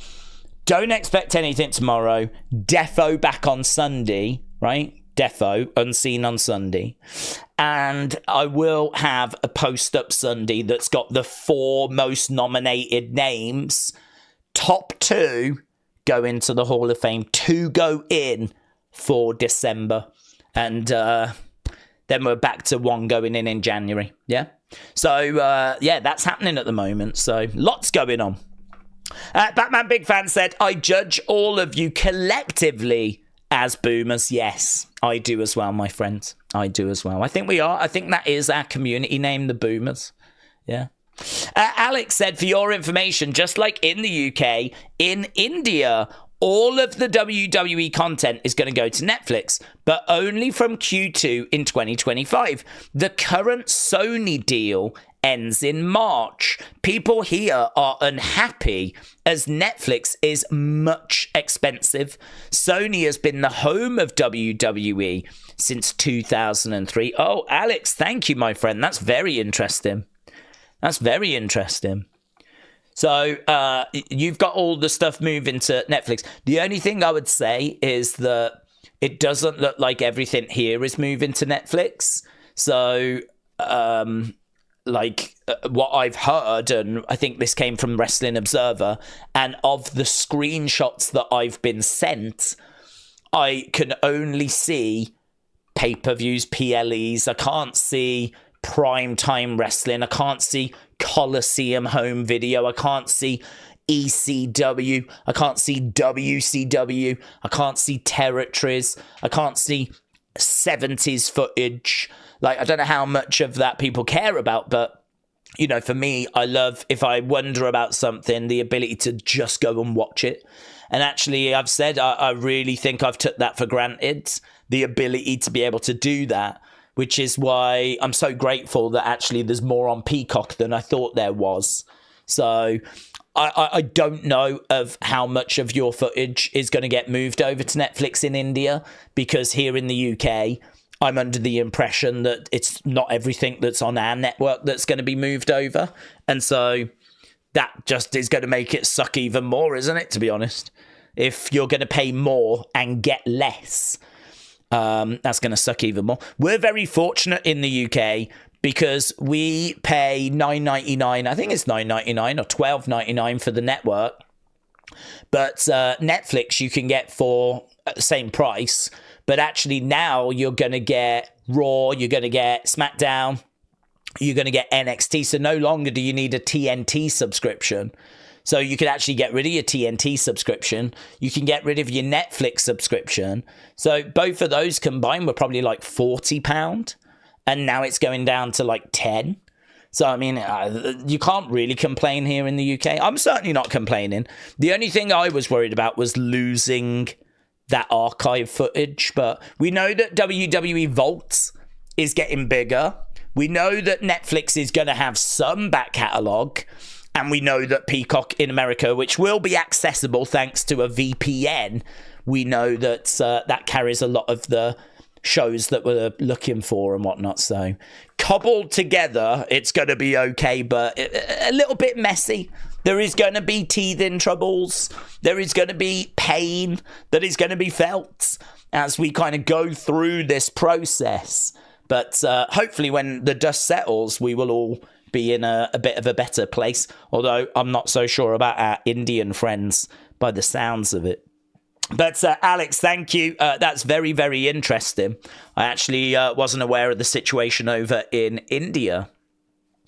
Patrick said, breaking news, I just got another late Christmas present. My mom brought tickets to PWH. That is Pro Wrestling Holland. For the first live event of the new year. This will be the first time my mom will go with me. And I love my mom, says Patrick. Patrick, Pro Wrestling Holland. I mean, you know what the obvious question is going to be. Is that based in the Netherlands? Pro Wrestling Holland. I've never heard of it. PWH. Which, if that is true, I mean, the history of wrestling in the Netherlands, I have no idea about. Nothing. I can't tell you. I don't think I can tell you a single thing about history in Netherlands, what used to be known as Holland. I couldn't tell you anything about it. So actually, that would be quite interesting if that is based there. This is where you're going to be like, no, it's actually based in Hull. And I don't know why it's called that. That's probably what you're about to tell me. But yeah, that's where my brain has just gone to. Do you know what? I'll have a look myself. I'll have a look. You've got me so interested. Pro Wrestling Holland, PWH. PWH. They are based in the Netherlands. They've been active from 2006 to present day. Their women's champion is called Tank. I mean, I don't know about you. If you go on a blind date and your date is called Tank, I will have questions. there will be the odd concern. That is true, actually. The Malachi Black's from Netherlands, so there is some I can say about Netherlands. That Alistair Black, Malachi Black comes from there. Apparently, he is a owner. He's an owner. Oh. He's a part owner of PWH, according to this. Perhaps he's just put some money into it. That's very interesting. I've never heard of this promotion. How active are they? Let's have a look. Oh, they're pretty active, actually. Here, look, you can see they do... This is how many shows they've done. Number of events. So they tend to run like once a month. They didn't do anything in 2021. That's lazy. And they only ran once in 2020. Jokers. But yeah, I mean, since 2006, they've been fairly active. I mean, 2024 they've done 10. Last year they did 11, so it's about once a month. 7 in 2022. Before that, 6 every other month. So I mean, look, there ain't a massive back catalogue to have a look at there, but yeah. Considering I didn't know there was any wrestling in Holland, that's interesting. I mean, I suppose it shouldn't be a surprise that there's some sort of wrestling in Holland, but I haven't got a clue. I couldn't have told you what the flip it was, or what it was called, or how long it had been active for, or if it was still active. I don't know. They do go to Holland, though. WWE do pop to Amsterdam, so there is a WWE fan base there. But they're not one of the more active countries, though, when it comes to wrestling. Certainly, if you look at the talent produced, I'd struggle to name anyone. So, Patrick, that's very interesting. You'll be able to have a look, see who's... Perhaps Tank. Perhaps we're all going to be talking about Tank this time next year. In the women's division in NXT. So, yeah, very cool. I hope you have a great time, my friends. Dean said, what if Howdy Bo isn't around right now because he's doing manager stuff and steps back for the return of Alexa? Well, I'd say him going off to get Alexa is the current leading theory as to where he's gone. I did put a tweet out about that, saying that I'm really not keen on it. And I thought I'd explained my point quite well. The reason why I'm not keen on it is because they've suffered, a setback, right? They had a match, Paul Ellering threw a powder in Howdy's face, and they ended up losing the match, right? So they lost the match. I know that they've, been caught out a couple of times during this feud, but in no way does it feel to me like the solution we need is to go and get Alexa. It doesn't feel like, they're down. I mean, they won on Monday, and that was without Howdy. They didn't even have Howdy. But like Dexter Lumis got the victory. He was surrounded. The rest of the Wyatt Sicks came out. They chased Final Testament away. And so I'm sort of looking at it going, hang on, they got the upper hand on Monday. They only have to deal with the only extra person that Final Testament has is Paul Ellering. I mean, it shouldn't need Alexa to overcome. Like, they should be able to deal with Paul Ellering. The Wyatt, are we saying that they are so low, right? They are so useless that they can't deal with overcoming Paul Ellering? Like, that to me is just, what are we even doing now?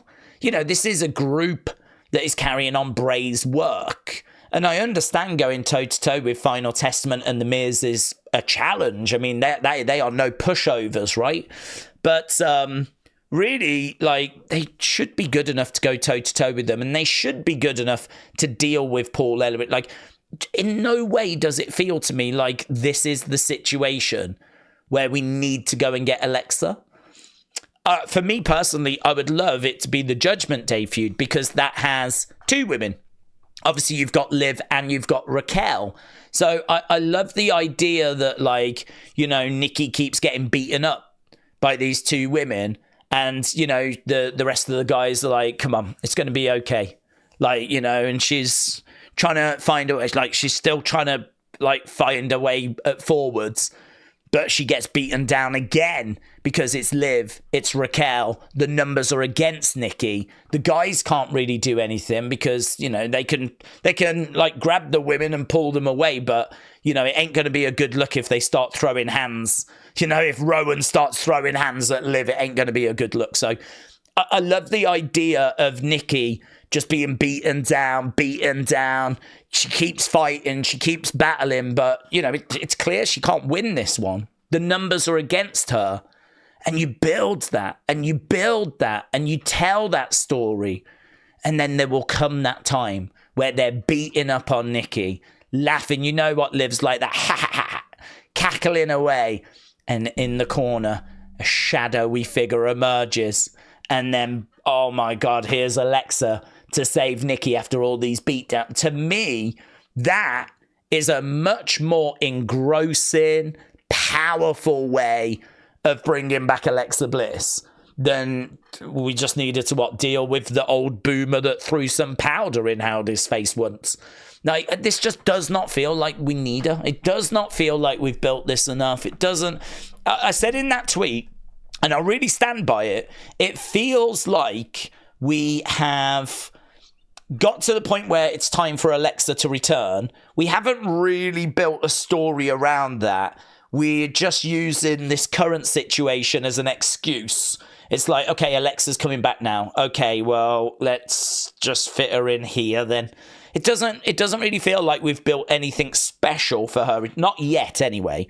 Doesn't feel like we've built anything special for her return. It's just like, let's shove her in here then, you know? And so if this is leading to her return, I think it's very underwhelming. I'm so far, I'm very unimpressed. To the point where I would not do this. I really would not do this. I really would not bring her back here. I don't think this is good enough. I really don't like it. I really don't think it's good enough. I don't think it's clever. I don't think it's interesting. I don't think it's creative. I just don't think it's anywhere near good enough. So I cannot join in the enthusiasm of like, oh yeah, do you think he's going to get Alexa? I flipping hope not. In no way is this good enough for an Alexa. She's been away for 2 years, and you're really going to bring her back this way. This is really how we want her to return. Coming back and dealing with Paul Ellering. Not when there's so many other creative ways that we can use her. And there's so much more. Plus also, the other thing was, the rumour on the street was that she was going to come back and not go into the group immediately. So look, plans change. Rumours are wrong, right? Reports are wrong. So I'm not saying that she's going to, come back and not be in the group straight away. Maybe plans changed. But you do have to factor that in as well, that is also something which is worth considering, is that the report was she wasn't going to come back straight away. So I don't know. This whole I opened the door, when I saw that, it didn't mean anything to me. I just took it as he opened the door for Dexter to have this moment. Howdy opened the door for Dexter, for Nikki, for Joe, for Rowan, and this is where, they are now. I more read it that way, but then afterwards people are like, do you think he's opened the door for Alexa? And, honestly, I thought about it and I was like, I really hope not. I really hope that isn't what they're teasing. But the truth is, the longer he's not around, the more we don't see him like he wasn't at the live event. The more he's not around, the more it feels like they are, telling that story that he's gone to go and get her, or he's going through some change. That's the other thing as well. They only debuted in June. You're telling me that in their second feud, they've already hit an obstacle they can't overcome. You know? Already. So he's gone away. He's got together his dream team. Yeah? He's got Dexter. He's got Nikki. He's got Rowan back. He's got Joe Gacy from NXT. Done all the masks from Jason Baker, right? They've got together at Whataburger. They've done their strategy meetings, right? They've done that. And you're telling me the second feud they have, already they're like, oh, gods. Well, I suppose we need to get a new member because we can't figure this one out on our own. Oh, gods. I just don't think it's a good look, is it? I just don't think it's a good look at all. The fact that you get to less than 6 months in and already you're hitting an obstacle where you're like, oh, we're going to have to get another new member because we can't deal with this on our own. Oh, God, honestly. Some of the booking of the Wyatt Sicks this year has been frustrating. It has been frustrating. And I felt the frustration in the community because people want to see them more. They want to dig into the characters more. They want vignettes more. They you know what I'm gonna say though is I'm gonna cut them some slack for 2024 because we did go down to 2-hour shows, right? So I'm gonna cut them that slack. That's why I'm not like ranting and raving about it all. Because we went down to 2-hour shows. Plus, as I keep saying, they didn't get a chance to work on this when they were in NXT. So, you know, all of those relationships, the teamwork in, the mannerisms, the presentation, we would normally iron all of that out whilst we were in NXT. We haven't done that this time because they've just been brought together and chucked onto the main roster. We are basically watching them work it out live. Yeah. So I think for that reason, they have to be given some slack as well. But it's undeniable that this has not gone the way we were hoping after such an amazing Nightbird campaign, where Nightbird was just one of the best things we ever saw. Expectations were through the roof. And I think what has followed has been drastically below those expectations, and I think has led to frustration. Again, that's fine. I hear you. I understand it. I even agree with parts of it. But I would just say, let's see what 2025 holds, right? Even if this is how they bring Alexa back, it's not what I would do. I'm not a fan of it. But let's see how it develops. Let's see what 2025 holds. Because it is something which I think can get better. I think they can easily fix a lot of the problems by just turning the volume up, just showing them more often, having more promos, having interaction. I love that video of Dexter when he was talking. I mean, Dexter talking to the camera made us all go, oh my God, Dexter's talking. Do you know what I mean? Like, we freak out over the smallest of things. Dexter speaking words made us all go, oh my God, he's talking. And even, was it Rowan took his mask off for him? And we were like, oh my God, someone else took his mask off and is talking. And like, little stuff is good enough for us as Wyatt, because we get so little anyway, that just any little crumb is good. We'll take it. We're very grateful. We're a very grateful fan base for any little flipping crumb. So if they just turn the flipping volume up a little bit, yeah? Turn that dial and actually give us some more stuff in 2025, I've no doubt the fans will be very, very grateful for it. And I think it will go a long way to fixing a good chunk of the problems as well. So, yeah, rant over. That's how I'm feeling about all the Alexa, Bo, Wyatt Sicks stuff at the moment. I also think they've been battered online by Karrion Kross like we knew they would. Carrion's just such a good promo. He's so prolific as well. You know, he comes out with such thought-provoking comments. He's very good with his mind games. You know, he'll say stuff that'll get people questioning stuff. I get so many people going, oh my God, I'm a Karrion Kross fan now. And it's like, yeah, well, I do get it. I do understand. You know, when you've got one person coming out with all this stuff and the other side are just putting out like a sentence or a blurry picture. Like, the two don't really, compete, do they? They're in different leagues. It's a bit like Stax and Ariana Grace. They're in different leagues. So, yeah. Let's see what 2025 holds. Steve, shout out to you. Gifting 10 Wrestling Days memberships. So appreciated, my friends. It really is appreciated. And as we said, the voting is underway. Who goes into the Hall of Fame for December? 2 names going in this month. And Steve, you've just added 10 more people, given 10 more people the opportunity to contribute to that. So really appreciate it, buds. But Undercover Manager said, in all honesty, if we were to compare the Wyatt Sicks to any faction over the course of history, based on the first 6 months, they would rank very low, said Undercover Manager. It is true. I think that we've been very slow with them. Again, I wonder if that's because they didn't get like a run in NXT. They didn't work it out together in NXT. So instead, they are complete strangers. I mean, Gacy just got called up from NXT. I mean, Jason Baker made this comment on no, it wasn't Jason Baker, it was Rob Fee. Rob Fee made the comment on that interview, like he called out Joe Gacy. He was like, sometimes I just have to go up to Gacy and go, are you okay? Like, because I forget that he was not even on the main roster.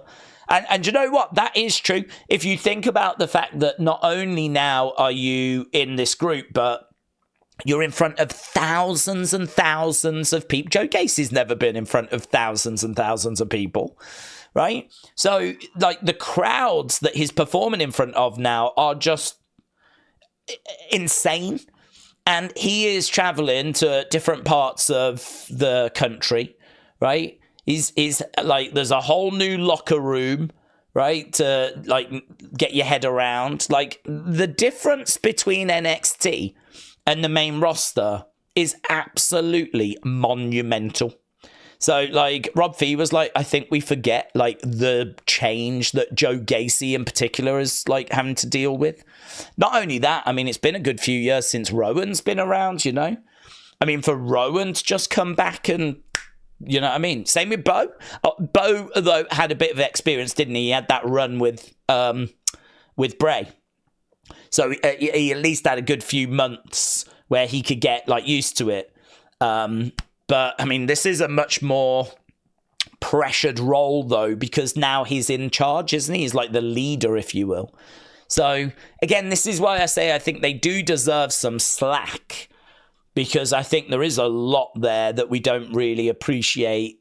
There's a lot there that we don't really acknowledge, that they are under a lot of extra pressure and whatnot. And all I can say is hopefully in 2025 the volume gets turned up. Hopefully 2024 was getting them used to things, putting them in a few feuds, working out a few kinks, and then 2025 is where we really get into the meat of what this group's going to be about and really start doing promos, really start digging into the characters, digging into the backstory, all of that sort of stuff, That's the hope. Because honestly, if it's going to be more of the same of what we had in 2024, I just don't know. I don't know what the future's going to look like for them, because everywhere, well, not everywhere, but a lot of places I look, there is a lot of frustration around the group. And I get it. I do understand why. But let's see what 2025 holds. I do think going to 3 hours is going to make a big difference. Aseeb said, is it fair to say that the characters don't work in modern day wrestling? WWE couldn't get the Demon working on the main roster. The Fiend failed. Wyatt Sicks underwhelming at the moment. I don't agree, to be honest, with that.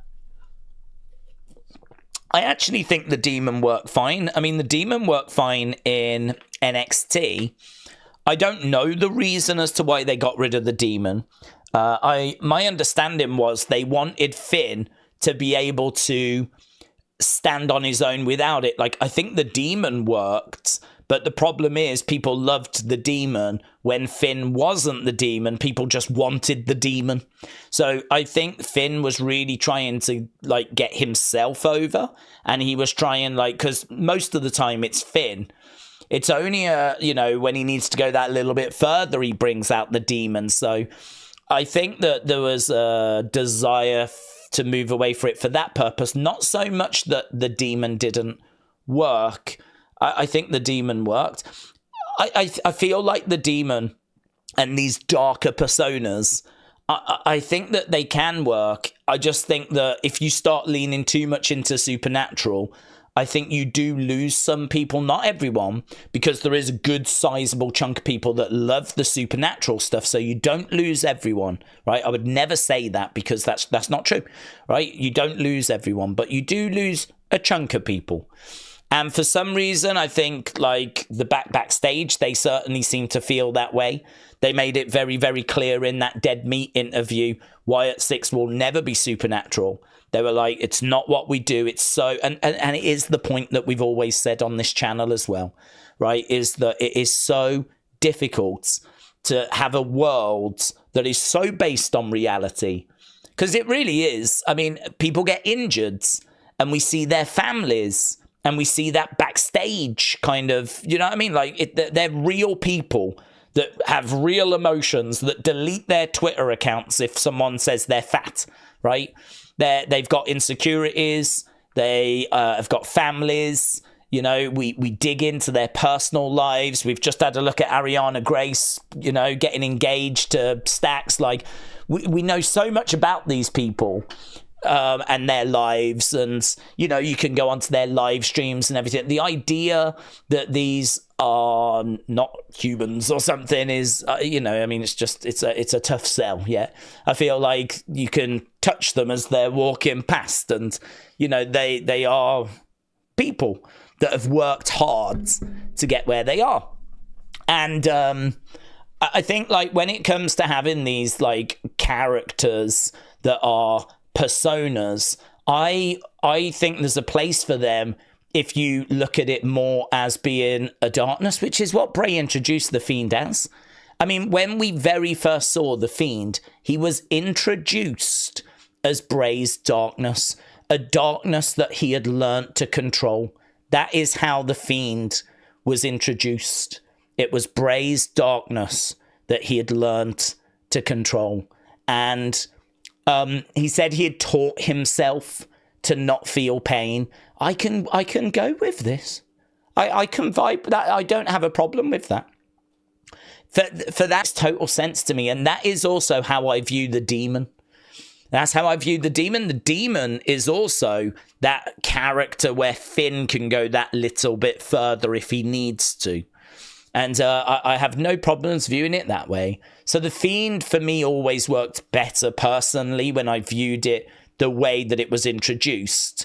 The demon always worked for me because I viewed it that way as well. And I never had any problem with those characters. I didn't like when it went supernatural. Everyone knows I struggle with supernatural stuff in wrestling because of what I've just said, which is we know about these people's lives. We it's so hard to like make that work and make it believable. I actually think if you want to go supernatural, I think that if you had a promotion where everything was supernatural, I actually think that would be easier to buy. And, you know, you present your characters as being supernatural. The social media is all done in character. And, you know, you really present the whole world that way. I believe Lucha Underground had those kind of vibes. I actually had people saying you would have hated Lucha Underground. But if everyone was kind of that way, I don't think I would. I think, you know, the problem I have with it is that for me, WWE is very much based in reality. So anything that kind of crosses that line is always going to be a struggle. And it seems like Triple H feels that way. And hence why now they're making it very clear that the Wyatt Sicks aren't going to go down those paths, right? But I still think the Fiend, I still think the Demon, I still think the Wyatt Sicks, they all work absolutely fine if you work in that grey area of, you know, they're kind of digging into something deep. They're digging into the reserve of the reserve, and they seem to just have the ability to keep going that little bit longer. They seem to have a little bit more about them. But then when they're not in those characters, I think it would be very important to make sure that they show that they can't go to those same lengths. I think Bo should have matches as himself where he looks a bit more average and his matches are competitive. If he was to face that same person as Howdy, it's a lot more comfortable, right? But even Howdy should be beatable because, you know, he should be able to get hurt. He should be down. You know, Rob Fee made the point. It was very difficult to book The Fiend because, you know, The Fiend would be down and then he'd just pop up. Whatever you did to him, like, he would just come back and pop up, and it made it very hard to make him beatable. And if he's not beatable, it makes it hard to kind of build up, like, the drama of a match. You know, you so want The Fiend to win, but why are you going to root for someone and really get behind someone if you know that they just are going to pop up and they're just going to they can't feel pain. Any move that happens to them, they can no-sell it. It makes it really difficult from a creative point of view and a producing a match point of view. I do understand all of that. I do get where they're coming from with all of that. So I think it's hard to do those supernatural characters, and actually the people that are working in WWE are telling us that as well. But I think there is a place undoubtedly for the Fiend. Look how much love there is for that character. There is a place for the Demon. There was loads of love for that character. There is a place for the Wyatt Sicks. The frustration comes from not seeing them more. The frustration comes from the booking not being a bit stronger. It's not so much their characters that are the frustration. It's everything around the characters. So I think there's definitely a way it can work. I just think you have to go into that grey area, which is where Undertaker operated a lot of the time. I know people will give examples of different times where Undertaker seemingly overstepped that mark, but vast 99.999% of Undertaker's career as dead man was in that kind of grey area, was in that sort of, is he? Isn't he? Like, what is going on here? And it could be what you wanted it to be. If you wanted it to be supernatural, it could be. And if you didn't, it didn't have to be, because there was normally a logical explanation that could be found. Maybe not always, but, you know, that's a whole conversation for a different time. But I don't think anyone would say Undertaker didn't work. And so, you know, the frustrating thing is you've got the blueprint, really.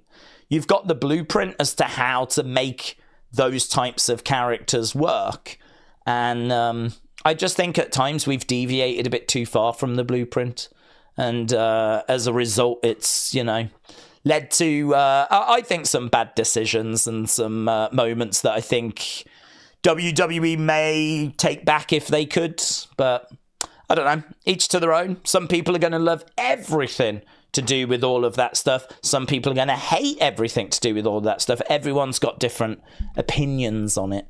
The only thing I can tell you is that Rob Fee says they're really not looking to have the Wyatt Sicks become like supernatural, and they're not looking to go down those roads because they want it to be believable. They want it to be as easy as possible for as many people as possible to buy into what the group are about. Right, how long we got? 5 minutes. Have we heard from Stinkface Damien, said Charlie. Stinkface Damien? No. Are we talking about Damian Priest? I'm trying to think. Was he stink-faced, was he? Undercover Manager said DX, Evolution, Shield, New Day. They didn't have NXT to work things out. I feel like we make so many excuses for the Wyatts related out of sentiment, which is running out, in my opinion. Well, I mean, all I would say is that Evolution had Ric Flair, had Triple H, and yeah, okay, they definitely had some new faces in there, but they were being led by experience. You know, what experience has the Wyatt Sicks got? Bo Dallas that returned for a few months before Bray, fell ill. Rowan, who's not been in WWE for a long, long time. Nikki Cross, who struggled to get onto TV. Like, these are all people that have struggled in their own way. No one is an established character that's, been around for years and years, like a Triple H. That group would massively benefit if it had a Triple H type character. So for me, the comparison with Evolution, ends there. There's no Triple H, there's no Ric Flair in this Wyatt Sicks group. DX, we're talking about a load of professionals that have been on the roster for years, that had all done stuff that was settled, that knew their characters. A lot of their characters were exactly the same. They just got turned up. I mean, Triple H was with Shawn doing like all the comedy stuff. And so he had Shawn to kind of like learn from, lean from, so that whilst he was exploring not being Hunter Hearst Helmsley, Shawn was right by his side. Then, of course, Shawn gets injured, and then we get like the New Age Outlaws coming in. We get X-Pac coming in, and, all of a sudden you got Triple H as the leader there now. But these are still people that have been on the main roster for years. We're not dealing with like a Joe Gacy that's just got called up, for example, right? So, we've got, I'd say the comparison with DX is flawed. I'd say the comparison with Evolution is flawed. I'd say the comparison with New Day is flawed for the exact same reason. Big E had been around for a while by the time he was in New Day. Kofi Kingston, well established on the main roster. Xavier had been around a little, but Xavier was relatively new, but he had the others to lean on. And so, they're doing house shows on a regular. Don't forget, back then, so many house shows.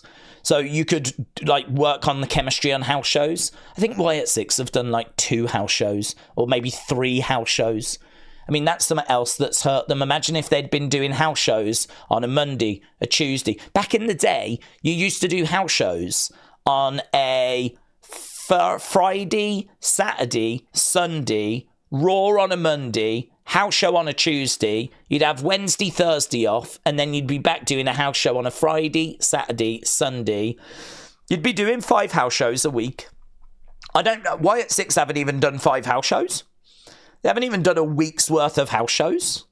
So imagine if they had been doing all of that. So not only is it, I would say, flawed to compare to those groups because they had, names in there that were well established, that were comfortable, that could show them the way forward, that could, hold everything together. But as well as that, they were running house shows on a regular basis to work on that chemistry, which the Wyatt Sicks have not had the ability to do. Don't get me wrong, I agree that sentiment is, we really want it to work because we want it to work for Bo, we want it to work for Bray. Don't disagree with that, right? Don't disagree with that at all. But I do disagree that, it's exactly the same situation because there was more house shows back in the day. We don't have those now. Wyatt Sicks have been left off a load as well. And I just, who are you leaning on? Who is leading this group? Who is the person that's got that experience that can really... I mean, listening to Bo in the interview, I found him to be quite... Yeah, it's going really well. I found him to be quite laid back. You know how Bray was apparently a whirlwind of ideas and he was always like, we could do this, we could do that. And he's always thinking and he's really detail orientated. I don't think Bo's got that. I do think that's a little bit of a problem as well. I can't massively comment on it because obviously I don't work with him. But just looking off interviews I've seen, he's very relaxed. He's very chilled. He wants it to work. Of course he does.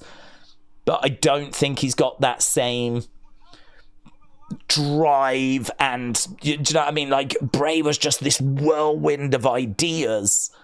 He was like, we could do this, we could do that.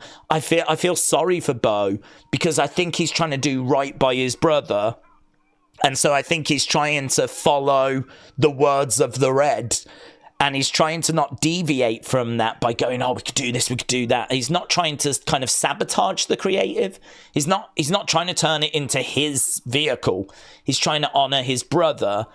And I think that it's a lot more laid back, a lot more what would Bray do? Whereas Bray didn't have that. Bray could just be like, do you know what I mean?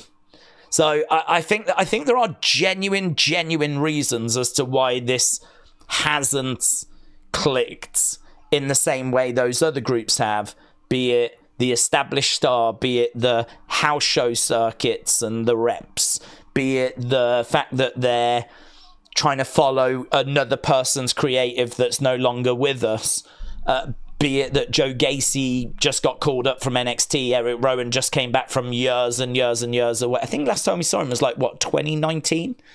Been away for like 3-4 years, maybe even longer than that. I mean, that's a long time out, man. So for me, it is different to those groups. I do think they do need some time to gel. And listen, you know, if we're still here next year, if we're still here by middle of next year and it still ain't clicked, you know, then we can have a conversation, can't we? But I will. Two things can be true at the same time.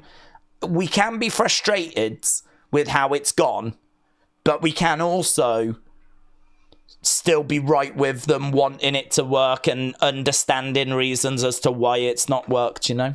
Both of those things can be true at the same time. We are just seeing Saturday night's main event recap. Obviously, Cody got murked. And we're just seeing Kevin standing tall, holding up that championship, standing on Cody's lifeless body. I don't know that it's lifeless. It might be lifeless. Days, big night for SmackDown. Another big night for AEW. They've got a pay-per-view tomorrow. Khan has got to book a show as if the world is ending. Oh, here's Nick Aldis. Following what's occurred. Let me be clear. He is not a champion.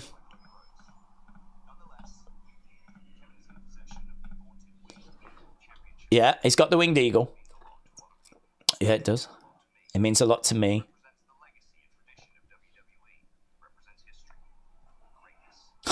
Why did they just show a belt that wasn't the winged eagle? Why did they... Why did he just go, this belt means a lot to a lot of people? And then the very first shot of someone holding the belt is Triple H holding a different belt. He was holding the Big Eagle. He was holding the Attitude Era belt. He wasn't holding the Winged Eagle. Botch. Right, Kevin has got one opportunity and one opportunity only to do the right thing. We are in Tampa. Let's go. I love how we're talking about the Winged Eagle. Triple H knows the way to our hearts, doesn't he? He knows the way to my heart. Bring back the Winged Eagle. Keep it around. Use it as part of a storyline. Hello, Kathy Kelly. Where's she? What's she up to? Backstage with Bianca and Naomi.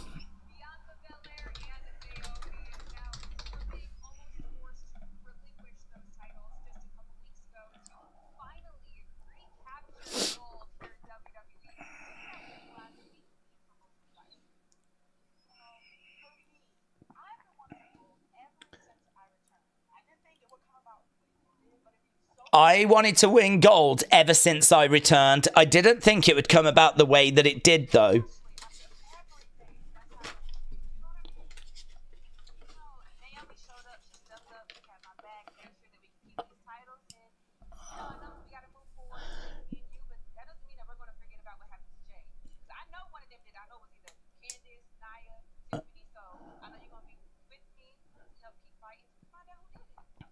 I know you're going to be with me till we find out who did it. Oh, Bailey.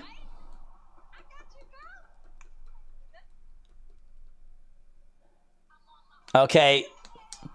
Bailey said to Bianca, we goods. Bianca's like, we goods. I think bridges were built during Survivor Series. So, right, we've got Naomi, we got Bianca, we got Bayley making their way down. It's going to be the 6-woman tag. Let's go. Never needed you. Oh. Word Wrestling said Naomi winning the belt. She's changed. It's her who attacked Jades.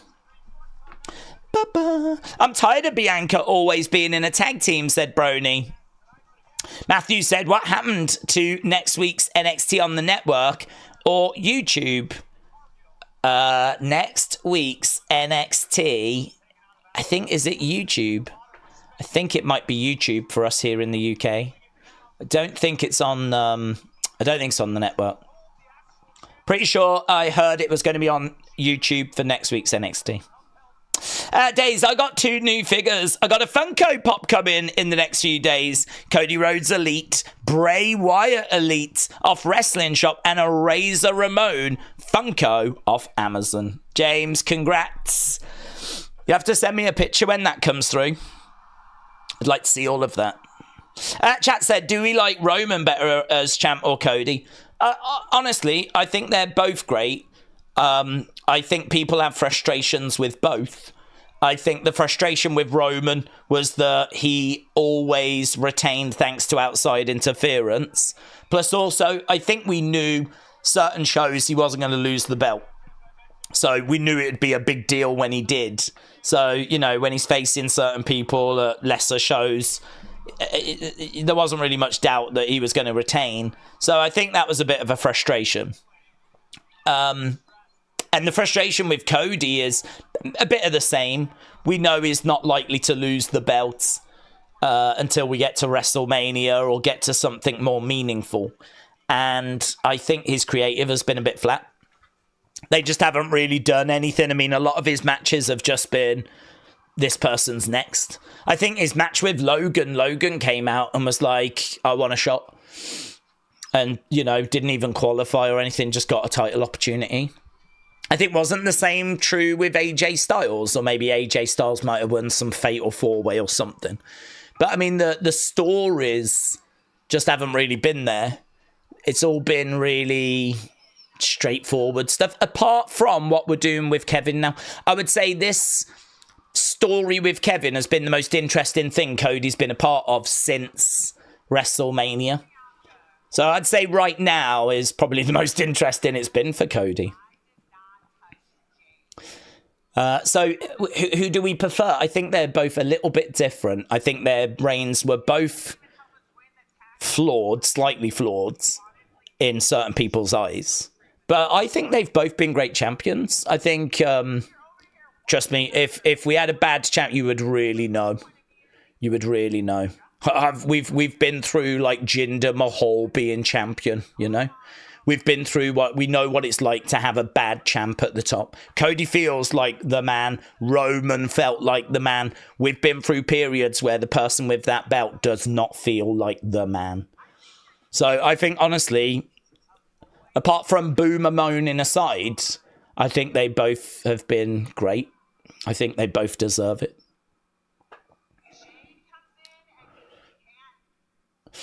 Naya is asking the question like about Bianca. She's bigger, she's stronger. So Naya is asking, you snapped. I get it. I would do the same thing.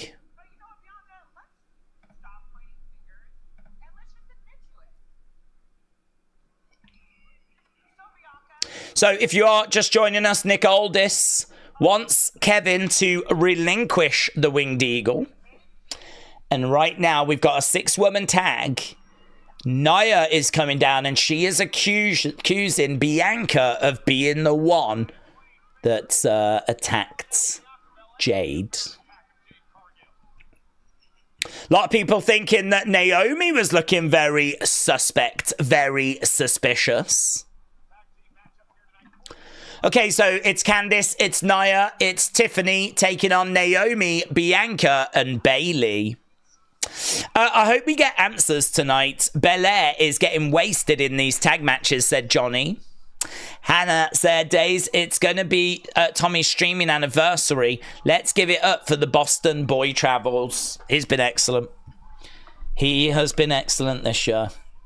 I was surprised he didn't win a streaming award, actually. Adam said, I know who hurt Jade. I think it was Tonga Loa. He was just walking past and he tripped over his feet and he knocked over into her and panicked and ran away. That does sound like what Botcha Loa would do, to be honest. Right, we are underway with this first match. I don't know how crazy this match is going to be.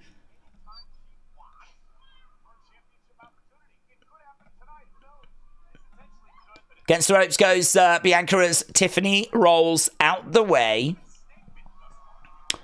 Bianca in the ring, Bayley getting in there. Bayley looking to the outside, goes through the ropes, lands on Candice. Bianca goes to the outside, so does Naomi. Big kick there by Naomi. Bianca, Naomi, Bayley on the outside as we go to... Oh my God, it's so good to actually watch a show that is in sync with America. Do you remember the absolute debacle, the absolute nonsense we had to put up with on Monday? I'd forgotten about how horrific that was. It is so lovely to be here watching this show with you guys in sync.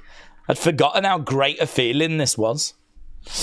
Days, I was going to get the razor from WWE shop, but then I saw the price for shipping and I went, F that. Nearly £40 it would have been. On Amazon, I paid $11.31 for free delivery. And I will send a picture. Listen, shopping around, that is what you have to do. MXXS, shout out to you, my friend, said, Days, I know you got your family in. No, I haven't actually tonight. They come tomorrow. 2 p.m. tomorrow, the first people arrive. So I think the plan is I'll be asleep. I'm planning on waking up as soon as the first people arrive. I'll have a shower, get ready, come down. But I don't really want to be getting up much before they arrive because, to be honest, 2 o'clock for me is quite early to get up. So I really don't want to be tired. So I've already said to my mom, like, I'm going to get up about when the first people arrive. She would want me, like, you know, ready to greet and how you doing? Welcome, all this kind of stuff. But to be honest, I know me. It's going to be better if I get as much sleep as possible so that I'm awake and I'm ready. So my plan is 2 o'clock, first people come over. So it will be a case of like, how you doing? A little bit of a chat, bit of a catch up. But the kids always love like down here. So they're always like, can we go downstairs? Can we go downstairs? So pretty much my day is going to be playing the Switch, playing bowling, playing tennis with the kids. I've got like an old VR headset that I've had for years. So they love going on that. So there's a game on there called The Plank. I don't know if you've ever had a go on one, actually.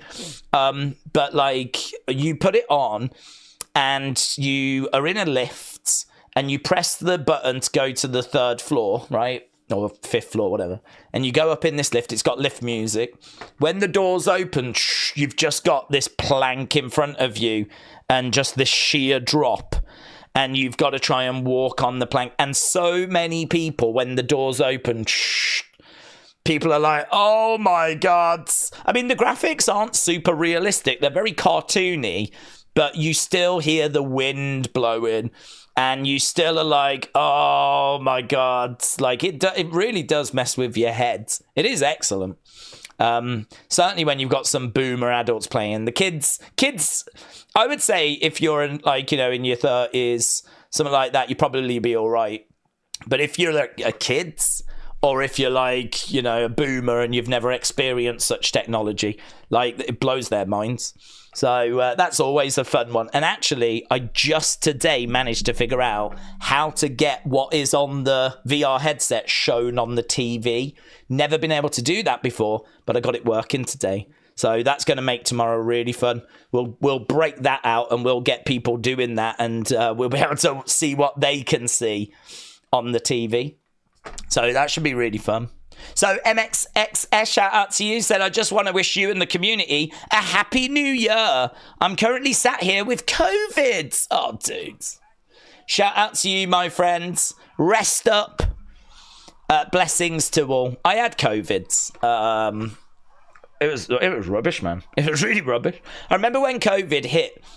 I mean, I'm in the countryside, so you think, like, I think I'll be okay. I should be pretty isolated. But of course, you know, you've got to get shopping. You've got to, you know, and you've got to go and get food. There's things you still have to do and interact with people, and it got me. I ended up getting got, and it proper sucked. Knocked me around for like a good 24, 48 hours. But yeah, once got through that, I was obviously okay. I was obviously back, but I know it sucks, dude. So, thoughts with you. I hope you make a speedy recovery. Okay, we are back to SmackDown as well, as Candice is unloading on Naomi. Hasib said, now all that WWE is moving to Netflix, are you going to cancel your TNT subscription? Yeah, I might do, to be honest. There's the odd bit of cricket that I do like watching on there, but yeah, to be honest, it's probably not worth keeping just for that. I don't really tend to watch much other stuff on there. I mean, I don't really get time for football, so yeah, probably end up cancelling it. Nice suplex there by Naomi and Bianca. Let's go down. Wrestle with Andy, hello, hope you well. Days with Cena retiring. What's your favourite shirt design? I love the orange and the purple shirts from 2010. It's a good question. I always loved the retro video game one. Do you remember? I think it was a black shirt, was it? Black shirt, but it had like retro NES kind of design on it. I really like that. Do you remember when he came back a few years ago and his design was stolen from the beer? I can't remember. It's like PIBST or something, Pibst or whatever. A blue ribbon. Kind of, I don't know what it's called. I don't even know if we have it in this country. I've never seen it. But I know it's big in America, and I think his shirt design was like stolen from that, and they were pretty upset about it. I thought that looked kind of cool. The colours in that white and blue with a bit of red, I thought that looked good. So I liked that one, but I really liked the video game one. I thought that was great. I think actually, I'm right in saying, I might be wrong in saying, but I think that video game one was the shirt he wears in his basic 100 figure. I just want to check that. When we got to basic 100. Oh, hello, I was trying to help, Tiffany says. Right now gets pushed back. In the corner, grabs the hair. Yeah, it was. That's the figure of him with the shirt that I was talking about. I really love that shirt. That kind of old school video game look. Really, really, really cool. It's a good question, that. I like that. He's had lots of iconic shirts. Mr. Fruity Pebbles. Bailey is in there now. Candice to the outside. Bailey goes to the outsides. I love when she does that, but it hasn't worked for her this time. Oh! She goes underneath that bottom rope looking for like a baseball slide drop kick. Candice grabbed her by the legs, spun her into the ring post, and now she's unloading some shots. Right now, Bailey is down. Candice going over. She's looking to make the tag. She makes the tag. In comes Nia. Nia coming into the ring. Oh, headbutt there by Nia. Candice going over to the outsides. Uncle Rebel said if KO doesn't give up the winged eagle and gets fired, do we think Adam Pearce could swoop in and sign him? Yeah, he absolutely could, yeah. Forearm strike there by Bailey. Be quite interesting to see what will happen there. Is he going to forfeit that Winged Eagle Championship? Right, it looks like we're going to another commercial break. So once again, this opening match is being given some time.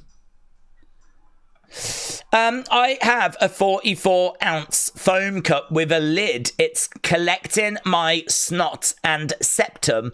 I don't want whatever was kicking my ass to get out. Jeez. Tommy's RLGF. Sounds like you're really going through it, my friend. Shout out to you. I hope you make a speedy recovery. That sounds flipping horrific. I really like the retro video game one when he returned in 2008, says Bishop. It couldn't have been Bianca. She was in a match when the attack on Jade happened, said Mackenzie. Yeah, but we don't know when Jade was attacked, but she was found during the match. But we don't know when she was attacked. She may have been attacked just before Bianca went out, and then Bianca could have used the match as an alibi, you know? Or it couldn't be me. I was in a match when actually CCTV footage shows that she attacked and then went to the ring. Days, how are you? Did you have a good Boxing Day, said Edwards. My Boxing Day was just me sleeping, really. My body clock's been all over the place this holiday season. My goal has been really trying to fit in seeing family whenever I need to do that, and getting sleep and getting unseens done. And really, however I can fit those three things in, that's been what I've been juggling, really. So I've just been, doing the best I can on all of those fronts. I'm really pleased with the unseens we've been able to do. I think they've been really good. Only because there's been some really good stuff to report. So I think they've been really good. But yeah, like balancing sleep and seeing family, that's been the battle, really. And that battle continues tomorrow. As I said, I need to get everything done as quick as possible after the show tonight so that I can get to bed, so I can get up about 2, which is much earlier than I normally would. I'd normally up at like 7.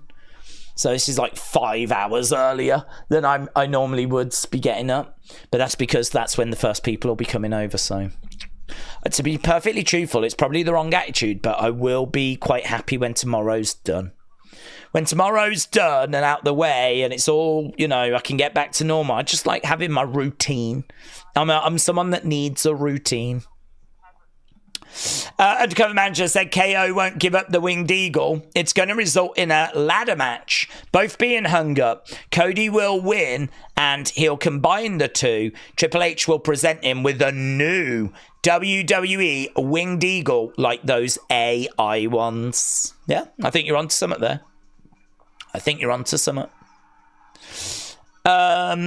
But rubber nipples are on the way, said Miss Clown. Chatsport said, Days, when Roman is champion, we always get excited and we get cinema. And we get higher view counts when Roman is champion. When Cody is champion, there's really nothing to get excited about. Well, yeah, but I would say that's the booking, isn't it? I mean, when Roman is champion, we had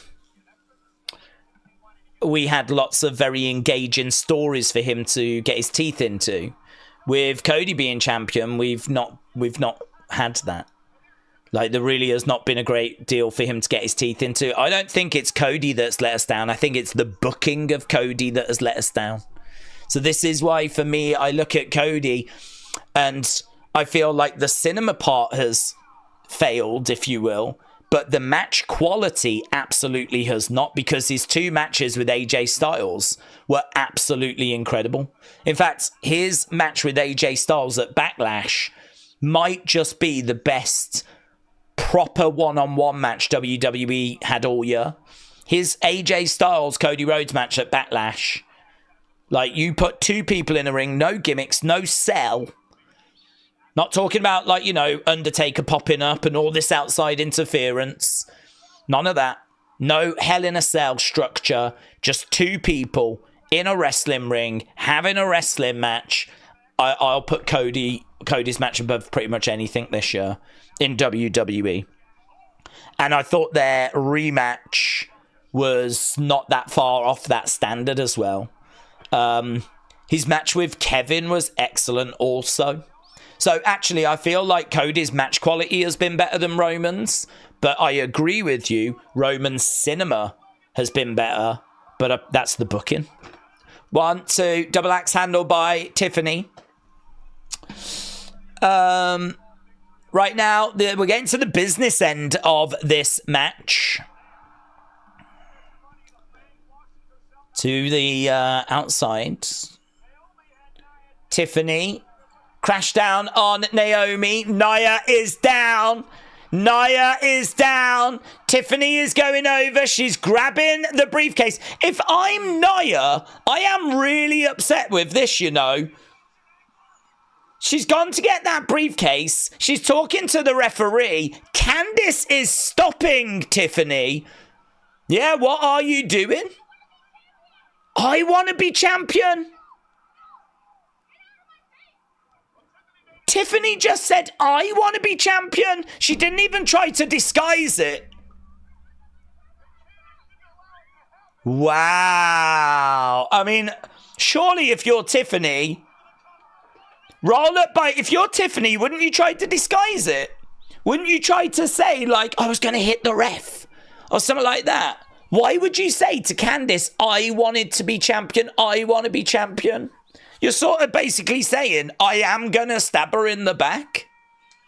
There has to be some serious repercussions from that. There is no way Nia can keep her around. There is no way she can keep her around after that. Wow. That cash-in is coming soon. Well, I can't wait to see how they deal with this, to be honest, because there is, as I said, there's just no way she can be kept around. Nia is shaking her head. I want to be champion.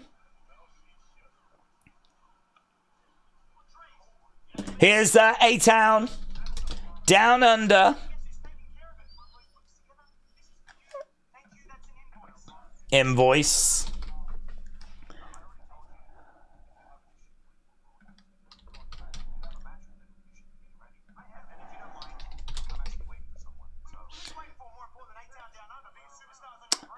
Nick Aldis said, I'm waiting for someone. Here's Sami. Sami comes walking in. This is interesting.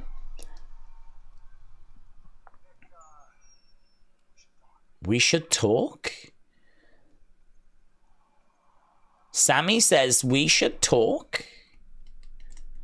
Listen, moving Sami over to SmackDown would be interesting. It gets him sort of away from Roman and the Bloodline, but I don't know. If Gunther switches brands, he's more likely to get the World Heavyweight Championship than he is the WWE Championship. It's interesting. I'll tell you what, we've just gone through a period there of some very interesting things have happened. Sami Uso, yeah. Sami Uso. Days after some deep analysis on the stats, there were 300,000 subscribers, 52 perverted jokes, 94 dances and sing moments, 1 Tommy Toy travels. Feels like a song. It's like the 12 days of Christmas, isn't it?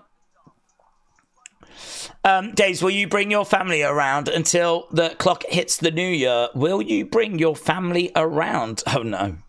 They're coming around just for that one day. The way we used to do it is we would go to the one side of the family, spend a few hours, and then we would go to the other side of the family. And, of course, you know, someone was like, why don't we just have everyone round ours? Like, the two sides of the family have kind of met each other at times. You know, family birthdays, things like that. And so they're not like complete strangers. So we just started doing that. So this is why we get my mum's side, my dad's side. They all come round at the same time. It's good. We've been doing it the past few years. I think the only problem is we are in the middle of nowhere. So it is a bit of a journey for people. So I could understand people being like, oh, I don't fancy going all the way to their house. I could understand that. But I think when people are here, they tend to have a good time. And actually, there's a hotel not too far down the road, like a Premier Inn, and people actually stay there. Like one side of our family, they can't be bothered to go back. They like to have a drink, so they just end up staying in that local hotel, and it works well. It works well. So no, they'll just be here tomorrow, but they'll be here till the early hours, and then they'll go stay at the hotel, and that's it, done for another year. So then we're back to normal, really, and we can start really getting ready for 2025. Fake bloodline from Solo, said Thando. That B-itch Trini said a new friend saw my alarm for the stream go off, and she said, "Who is Days?" I said, "He's my future baby daddy." My new friend looks scared now. Oh, is that because she's seen that you're punching down? I'd imagine you're punching down. But that's okay, because what I've learned is that it's all right for guys to punch up. Like Stax is now my spirit animal, so I don't see any issue with it. So she shouldn't look scared. She just needs to understand how the world works in 2025. This is what happens now. Ugly guys are rising up. Our time has come. So, yeah, honestly, next year is going to be goated. If we do have a baby, Trini, can we call it James Chadwick? I think I'd like my first child to be called James Chadwick. And then I can be like, "Stop doing that, James Chadwick." Like that. And then James Chadwick in the chat will be like, "Are you talking to me?" I'll be like, "No, I'm not talking to you. I'm talking to the other James Chadwick. Baby James Chadwick." And I think it will provide some humorous moments. And literally everything I do, I have to do for content. I am a YouTuber, yeah. John Cena, what's this? Oh. It's just advertising Elimination Chamber. Ba-ba-da-ba. Say what? Said James. Yeah. Well, I'm afraid it's happening. Trini's already confirmed it's happening. Days, have you ever considered having a sidekick, said Kim's Chains? You could have a little puppet or a teddy bear, and you could call that James Chadwick. I hadn't until now. Now I can't think of anything else.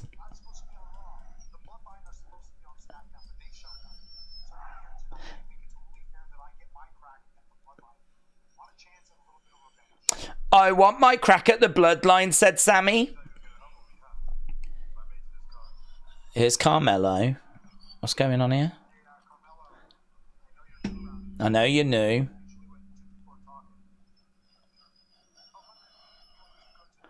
Oh, he's giving him a Christmas cards.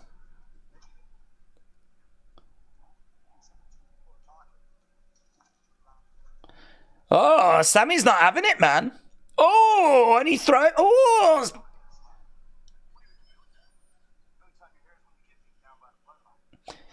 Why are you even here? The only time you're here is when you get beat down by the Bloodline.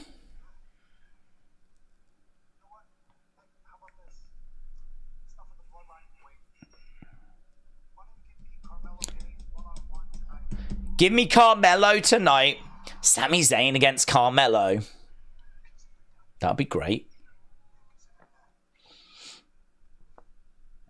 That'll be great. Okay, well, there we go. Sami was there to talk about getting the Bloodline, but he ended up getting Carmelo Hayes instead. Right, here is Braun Strowman. Don't know who Braun is facing tonight. I don't think it's been announced, does it? I don't think it's been announced. Days, if Jacob gets betrayed by Solo, does he say, "I hate you, Solo"? Not whilst he's got the Ulafala. I really like the theory that Jacob isn't so much in love with Solo. He's in love with the Ulafala. I really like that idea. I think it's clever. I think it's really clever. And I think it makes total sense as well. We are just seeing last week. I can't believe it's been a week since this show, you know. Yeah, they trashed the sets. Grayson Waller has handed in an invoice for the damage that was caused. Oh, yeah, and Carmelo ended up getting the victory, didn't he? Thanks to Count Out. Forgot about all of this, you know. Christmas has made me forget about all of this.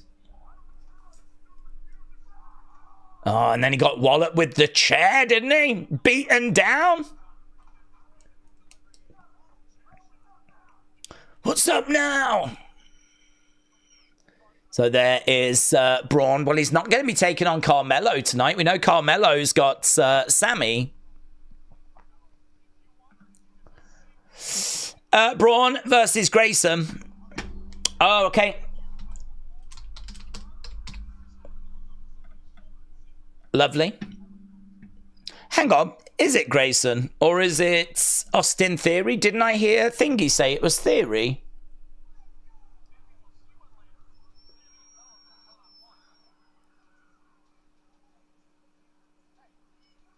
A-Town Down coming out. Theory coming out.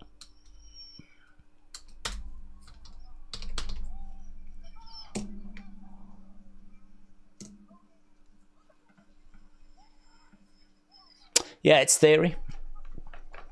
Mackenzie said rumours that Backlash is in Mexico next year. I haven't seen that it was Backlash, so appreciate that. But did hear rumours that they are looking at Mexico City, which would be really fun. I'd love for us to go to Mexico. When WWE debuts on Netflix, said Kim's Trains, you should get the James Chadwick puppets or a teddy bear. You can ask him questions and he could be the first guest on the web. Kim's Trains, Nick Butcher really pushing this narrative. If Daze and Trini did have a baby, I hope it has Trini's looks, because otherwise, poor child. Very good. I approve. Okay, Theory in there getting knocked down. In the corner goes Theory. Braun charging over. Collides in the corner. Whoa! Theory picking up Braun. He is strong, Theory, though. I mean, he does work out and he does look great.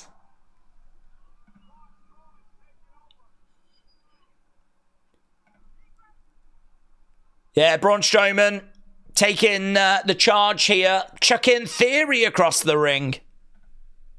Let's go. Joshua said, I want Japan PLE. Yeah, I'd like that as well. I'd like that as well. Have you heard the rumours of Backlash coming to Newcastle? No, I've not heard that, Tyson Fury. I want Japan PLE or WrestleMania, Backlash or SummerSlam, said Joshua. It's like the Undertaker with the urn. Whoever has it, Undertaker would do its bidding. It's like the Undertaker with the urn. Whoever had it, Undertaker would do its bidding. Don't know what you mean, Hannah. Mackenzie said, I need a major PLE in Manchester, said Mackenzie. Are they ever going to fill the big plot hole as to how Solo got the Ula Fala in the first place? How did he get it? That's a really interesting. That's a really interesting point, actually. How did he get it? I don't know. Yeah. Maybe. Perhaps it'll turn out that The Rock gave it to him. So maybe we will get that filled in at some point. But yeah, good point. Good point. Does anyone have a hard time with these shows? Feels like next week we get 3 hour SmackDown, then Raw on Netflix. It's so exciting, but I find these hard to focus on. I just think they're unimportant, aren't they? That's how it feels to me. It just feels like they're unimportant. Like, starting off the show, Bianca, Naomi, Bayley against Nia, Tiffany. I mean, at least we got a nice moment at the end. So I do appreciate that. But with Tiffany, I mean, I think that's a big development, actually. Tiffany saying, basically, I want to be champion, you know? That does feel like a big moment. I hope there are repercussions for that. But really, the majority of the match is just sort of there. And whoever wins, like, yeah, doesn't really matter, you know?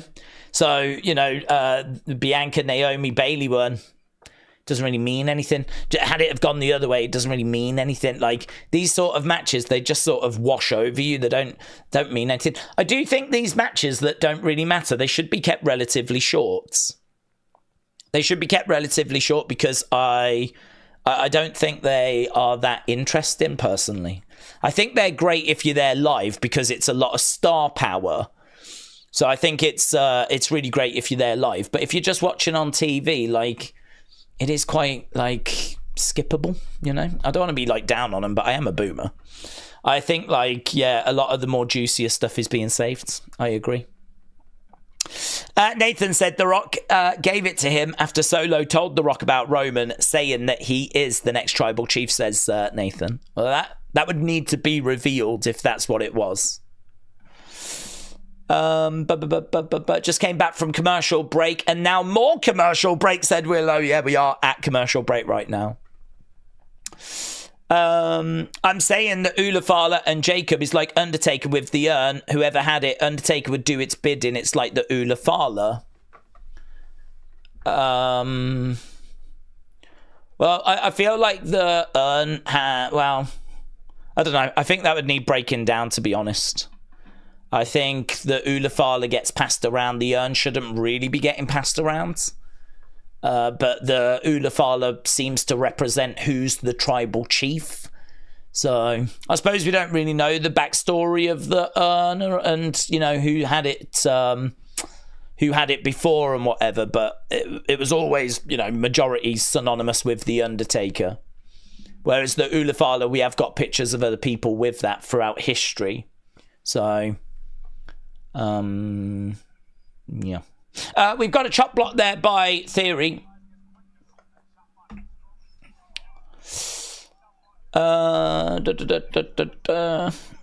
Mackenzie said, I still think Tiffany should have cashed in at Survivor Series when Nia was down in the ring after the women's War Games match. Marcus said Charlotte Tiffany for the title at Mania. Rhea versus Io for the world title as well. Mania 41 could be one of the best ever since Triple H took over creative. PLEs are amongst the strongest shows.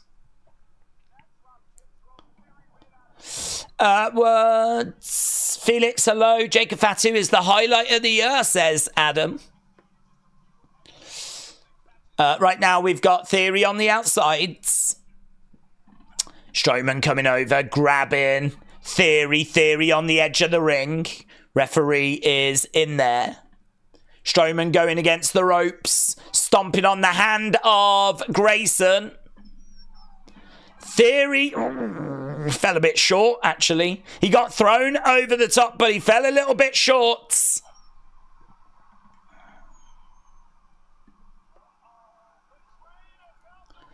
We've got Strowman out the ring. He's about to do the Strowman Express. Boom! Collides into Theory. Theory goes down on the outsides. Strowman again coming round. Grayson retreating here. Michael Cole making a comment about that. Right now he's picking up and carrying Theory, dumping him into the ring. Strowman looking out at the fans. Fans are in fine voice tonight. Lots of excitement. Strowman climbing up. Now Grayson's come back. Grayson goes down. Theory grabbing Strowman. He's got him on his shoulders. Oh! He couldn't keep him up. He gets scooped up. Running power slam. Connected. Strowman. 2. Strowman wins. Strowman wins.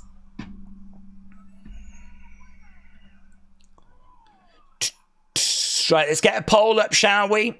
See what people thought about that match. Braun Strowman getting the win.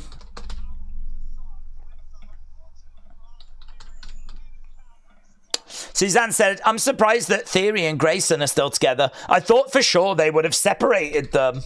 They teased it for a long time, haven't they? I agree. I'm surprised they're still together as well. So we got A-Town Down Under on the outsides. Strowman going up, putting his arms in the air.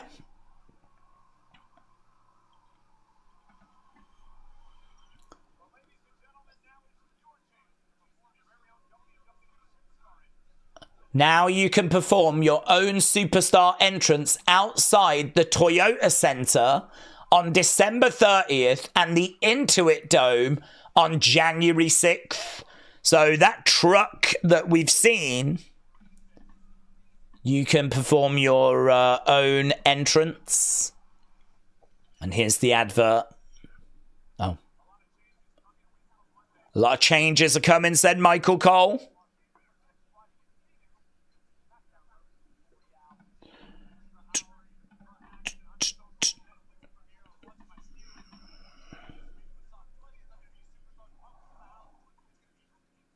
It's going to be enormous, said Corey.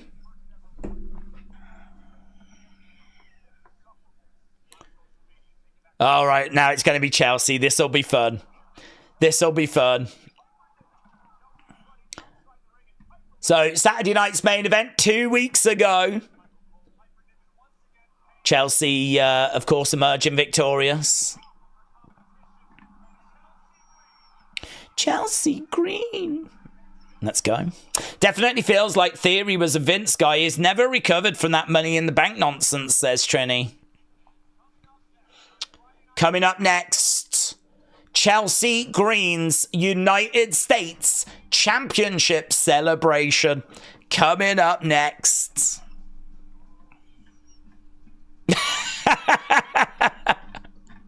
Corey Graves starts singing. Let's go. He just want to pop in, said Kelly. I was sleeping. I've not felt too good today. Really seems like there's a lot of stuff doing the rounds, isn't there?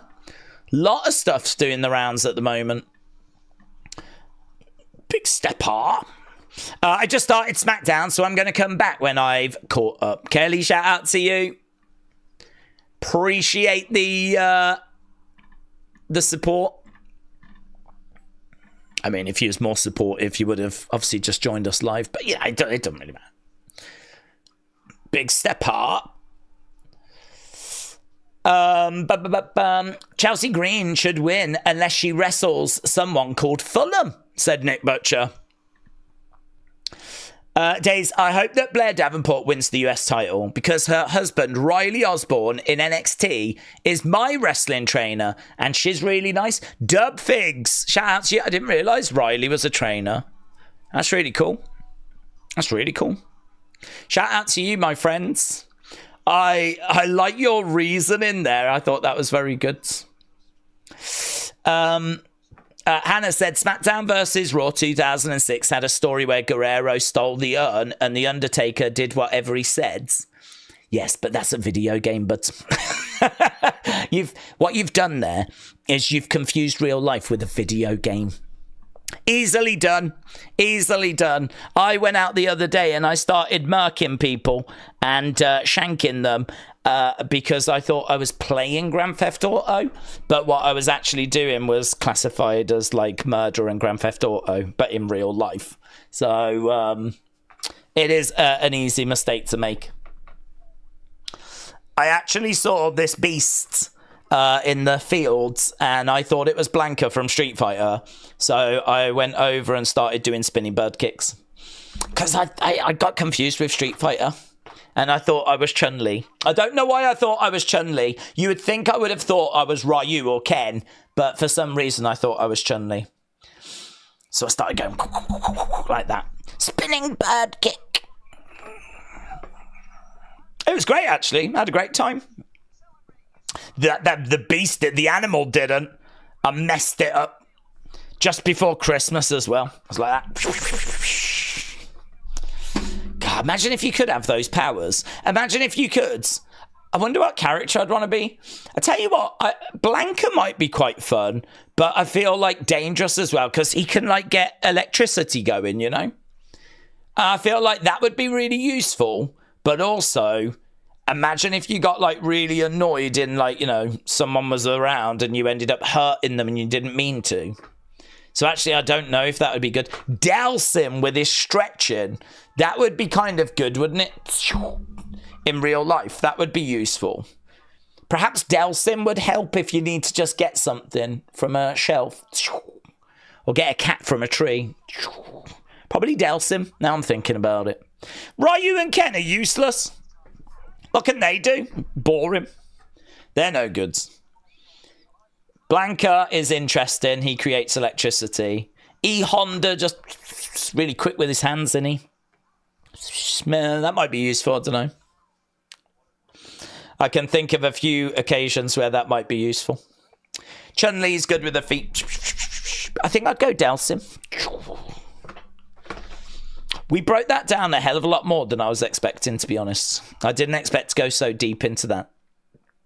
Here we are. But Days, when is that transfer window? Don't know, but they haven't said. They haven't commented as to when we're getting it. King Yeti, shout out to you, my friends.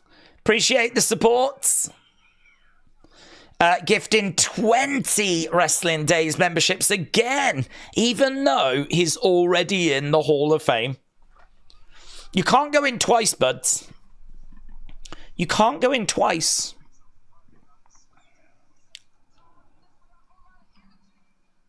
So appreciated, though. That is so generous. And a load of people are just going to...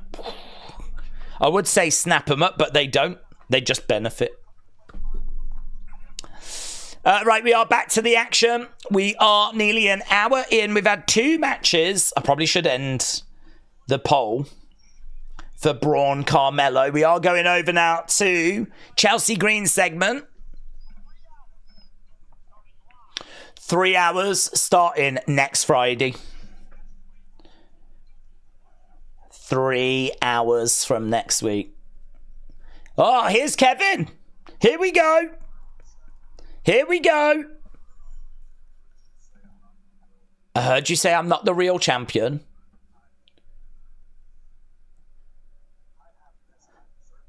I have this and I deserve to have this.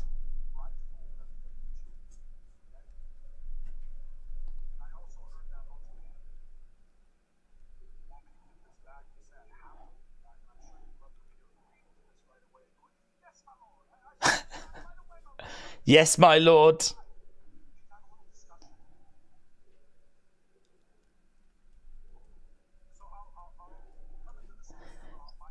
I'll come in, but on my terms.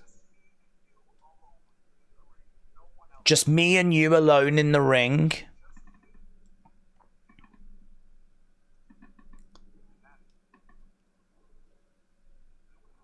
Then we can talk. Just me and you alone in the ring, and then we can talk. So, the University of Michigan football team.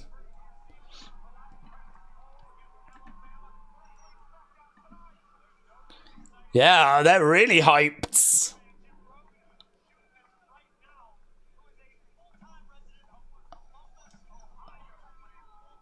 They're in the crowd. They're all really hyped. University of Michigan.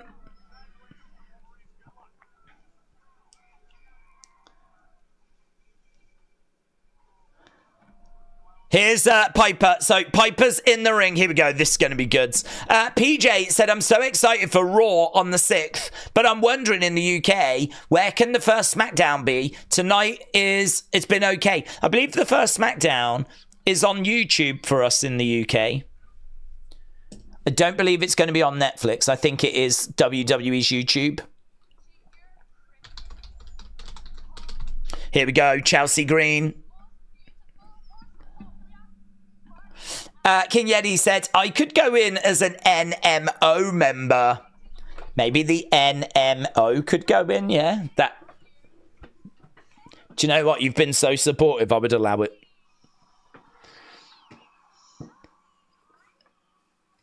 I would allow the NMO in if you got the votes.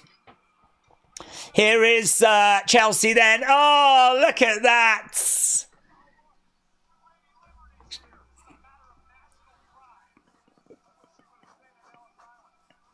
I wish she would have stayed on Ellis Island. She's coming down channeling her inner Statue of Liberty. She's got, she's kind of in the same colour. She's got the same headpiece on as the Statue of Liberty.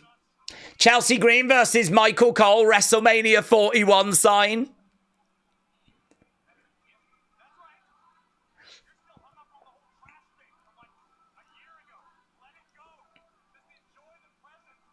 Here she is. She comes into the ring. Chelsea Green's United States. She's got a podium. We've got flags in the back. This is going to be great. This is already great. This is already my favourite part of this show. Let's go. And she's so good on the mic as well. Thank you. Thank you. Oh, my God. I love it already. Thank you. Thank you.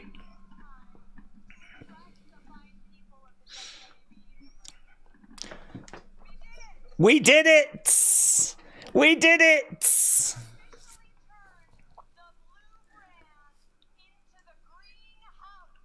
We've turned the blue brand into the green house.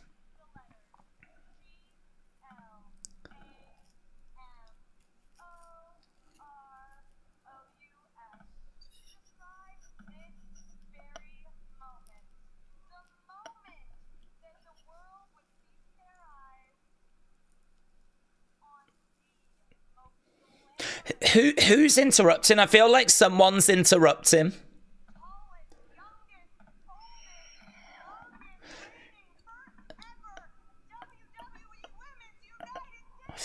Thanks, Days. I've been watching for ages. Love that toy hunt. It was quite nostalgic. If you picked up any figures lately, I saw you'd got the retro figure for Christmas. No, I said earlier I haven't really picked anything new up for a while. I haven't really got my eyes set on anything. I would like to get that Asuka, though. There is a Ultimate Edition Asuka that I'm keeping my eye on. So Chelsea was teasing that she was about to thank Piper.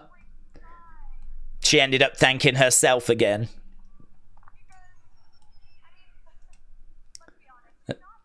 If not for me, you'd be stuck with one of those she-trolls in the back.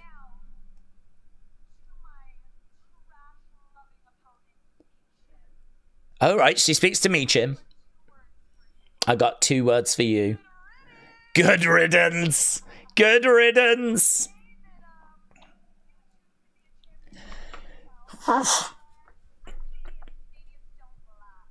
I'm Canadian and Canadians don't lie. I'm not going to tell you that you could be a champion like myself.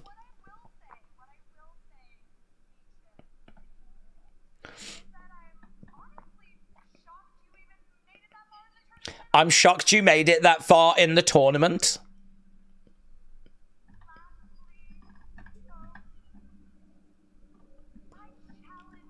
I challenge you to ask yourself,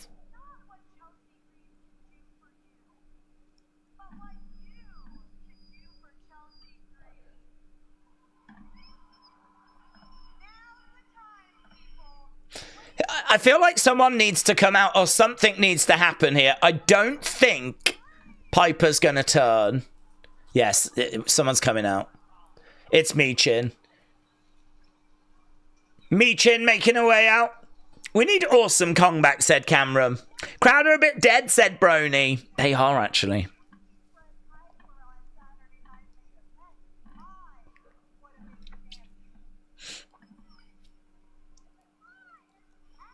So Michin's come out with a kendo stick.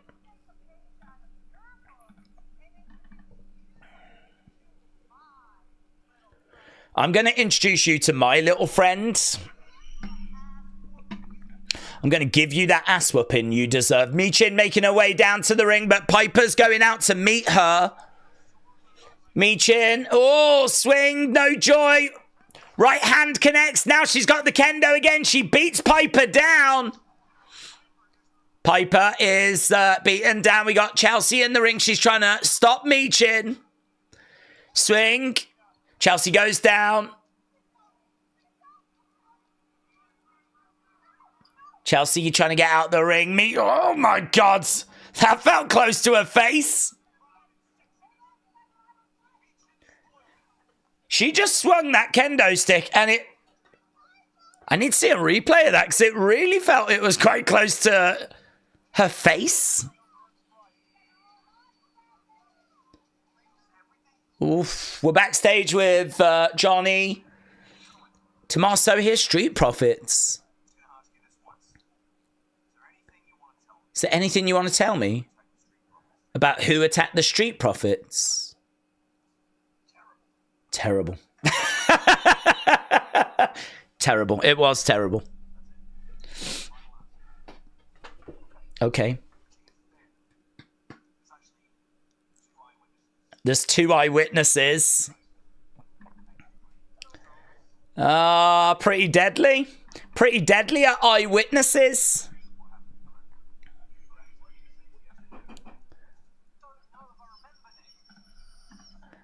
Oh, they don't quite remember. Maybe we would remember better if there was some funding.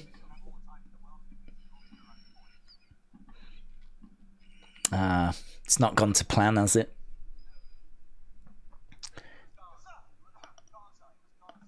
It was Gaza.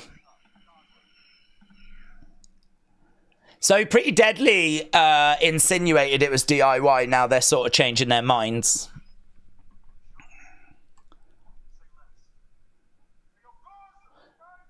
All right, well, there we go. Now they're looking for Gaza and Humberto. Found them quite quickly. Boom, here we go. Street Profits.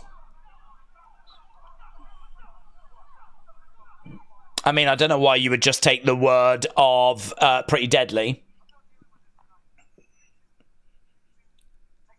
Take it to the ring. There we go. Take it to the ring. And I think we're taking it to commercial break. Oh, Monday. The final Raw is going to be unforgettable. Seth, CM Punk. That'll be good. There we go. Seth and CM Punk under the same roof. Like for reals, when they give the Street Profits their chance to shine, especially Montez, that man is fire, said Dr. Lucha Lala. Pretty Deadly sucks, says James. But do we know they did figures of mini luchadors that were in the juniors division? They were apparently made for Mexican fans. I saw someone selling a Super Porky and Max Mini for $500. No, I've never seen such things. That's interesting. Are they ever going to finish this musical, said Danny D. I don't think so. I don't think they're ever going to get it done. But it's kind of like a running joke, isn't it, for them? I love Chelsea, but that segment was very underwhelming, says Brony. I agree. I agree. I think she's better at, like, bouncing off stuff. Here, just, like, coming out and gloating isn't really... People don't love her for her gloating. They love her for her kind of humour. And that didn't have enough, like, humour in it, really. So yeah, not the best way of presenting her. I hope this Pretty Deadly musical thing isn't just a gimmick. I hope we do actually get it one day, said Mackenzie. Who thinks we'll get the Wyatt Sicks on Monday, said Dylan. Well, is it still 2 hours on Monday? I think it is until we go, isn't it? So, I don't know. Whilst it's still 2 hours, I might lean unlikely. I think as soon as we get to the 3 hour shows, then we stand a better chance. Days, if you was booking a show, what would be your top rivals in WWE? Listen, I think they do a great job. I really wouldn't change too much. I would love to see Sami get him back up to world title level, but I think Sami against Shinsuke for a world heavyweight championship, if given time to actually, them go and put a few spots in and actually do some work rather than just chucking them in the ring, we know that they can create magic. I mean, still one of the greatest NXT matches of all time was Shinsuke's debut against Sami from 2015, I think it was. So, that is still one of the best matches I've ever seen in WWE, certainly in NXT. So we know that they can cook. I know they've faced many times after and it's never been quite the same, but I think throwaway Raw matches where you don't get much time to prepare, compared to like what they could do at a PLE and with like a world heavyweight title being involved. I'm very interested in that. I've always said if I was booking, I would love to have a world title that is a recognized world title, that if you win it, you are a world champion, but with a weight limit. I think they were onto something with the cruiserweight title, but they just botched it in about every way you could possibly botch it. The belt was purple with a silver plate. It did not feel anywhere near as prestigious as a world title. It was not regarded as a world title. They gave it its own division rather than anyone under a certain weight being allowed to compete for it. It was given its own space. It was given its own show. I wouldn't have done any of that.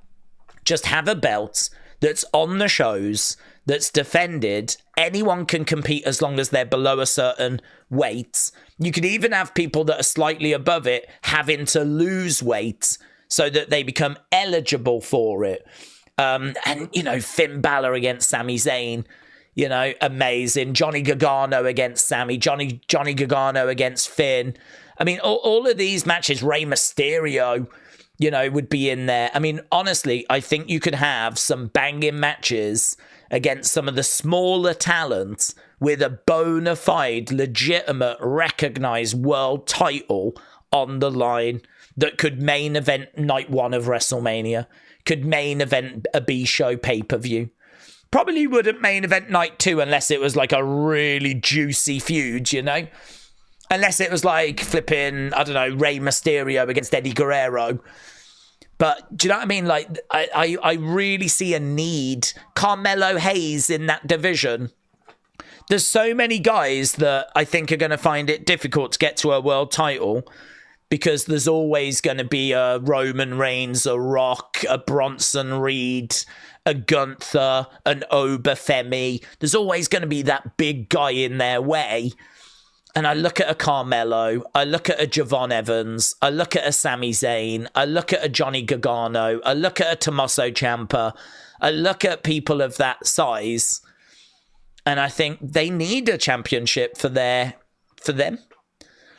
If you look at boxing and you look at UFC, we've said before, they have weight classes. And actually some of the biggest stars come in the smaller weight classes right now. Canelo might be the biggest draw in boxing. He competes down in like middleweight. Same with Mayweather. Mayweather was never the biggest. Conor McGregor was never the biggest. Like some of the biggest names in the history of boxing and UFC have come down at the lighter divisions. Wrestling is so out of step with that. Wrestling, you just have one world title or two at the moment. It's just open to everyone. And I would love to see that more modernized, to be honest. So if I was booking, that's what I would do. I would introduce a new championship, an actual recognized world title for people that are a little bit smaller, and I would have that division cooking, mate. Honestly, I just think of some of the matches you could have, and the quality of those matches as well. Dragon Lee would be in that division. Carmelo, Andrade. I think Andrade would qualify. Johnny Gargano, who's had some of the best matches in NXT history. Tommaso Ciampa, Rey Mysterio. Oh, it'd be good. Right, we are, but we're not getting it, so let's move on. It is Street Profits in action right now. They are taking on... I don't even know what they're kind of called. Is it just Angel and Umberto these days, or... Up to the outside, drop kick into the corner, or Angel and just go with that as we go back to commercial break. Days, did you see the interview a few weeks back where Heath was begging Triple H to bring back Nexus, saying imagine what they could do as men? They were immature kids back then. Would you be down with that? I would be down with that, because, to be honest, why not try it? Why not try it? I do think there was plenty about them that resonated with people. I also think he's right that they were, they weren't kind of the guys they are now. I think they're a bit more mature. I think they're a bit, dare I say, hungrier, because they know that time is running out and they know what it's like outside of WWE. Some people might look at it as being, he's just a bit desperate to get back in the limelight. And there could be some truth to that. But equally, I sort of feel like I think people look back at Nexus as a real missed opportunity. And actually, if you want to talk about John Cena and black marks against his name, things that he got wrong, I think people would say that him not putting the Nexus over in that SummerSlam 2010 is probably one of the big black marks against his name, because I believe it was him that was like, no, I don't think we should go this way, and he was reluctant to do the job. I think it came from a good place. I don't think he was like, being a douche or anything, but like in retrospect, it really hurt that group, and they needed the win at that time, and he got that wrong. He got it wrong. So I think it would be really good to bring them back, give it another go. Whether it can be done, I have no idea. Would I be willing to give it a go? Yeah, I'd be willing to give it a go. There's a bit of nostalgia there. It might work, it might not work. But I'd be willing to give it a look. Whether Triple H thinks he'd be able to accommodate it, though, no idea. He might think the roster's stacked as it is. Last thing I need to do is bring in a group the size of the Nexus, But I don't know. There's something to be said for Carnage as well. I mean, could you imagine just watching the show, like a show like tonight, and all of a sudden the flipping Nexus invaded? Imagine if the Nexus stormed in right now at the end of the show, and like Michael Cole turns to Wade Barrett, and Wade Barrett's like, I don't know anything about this. I don't know anything about this. Well, someone knows something, and like there's just carnage at the end of... You can't tell me that wouldn't be exciting. You can't tell me people wouldn't be on board with that. Well, obviously, bringing them in would be great, but you've got to follow it up with good booking. That's going to be the challenge. But we are about to enter a period where both shows go to 3 hours. You should be able to find some time in there. We live in a social media world as well, where you can give them a little something on TV. They can always flesh it out on social media. Not ideal, but it can be done. So, yeah, I wouldn't mind having a little look at it. I don't think we get it, but... Right, we are back to the action. Ninja said, if The Rock is ready for WrestleMania 41, do we think it would be better for him to wrestle Cody or Roman? I think Cody. I think the match with Roman needs to be built and teased. I sort of feel like to face Roman at this year's WrestleMania, you can definitely do it. There's enough time to build it, but I feel like The Rock teased Cody. He kind of said when he comes back, their paths will cross, So I feel like the seeds have been sown, and that feels like the direction he should go. Word on the street was we would do Cody Rock this year and then Rock Roman at WrestleMania 42, and I was quite happy with that, actually. It felt a bit stretched. I mean, I probably would have done Rock Roman at SummerSlam, but I equally understand people saying SummerSlam's, it's not WrestleMania. That match can only be at WrestleMania, but my counter argument would be SummerSlam's as big as you make it. We've had some monstrous matches at SummerSlam in the past.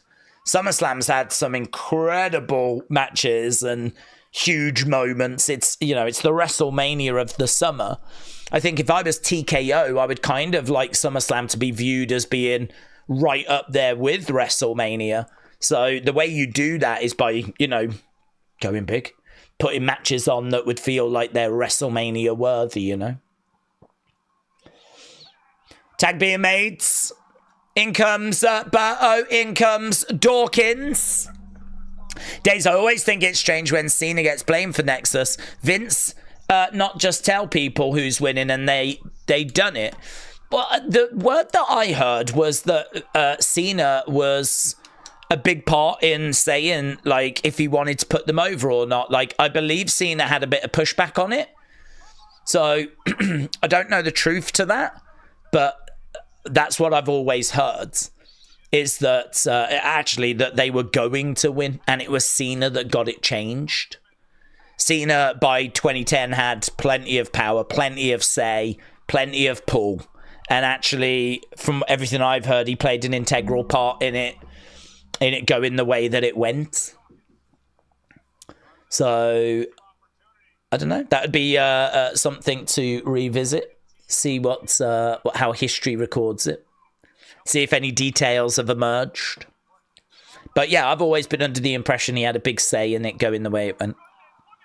Right now, we've got Montez high up. Wow! Look at that spot. That's pretty fun. And then a moonsault to the outside.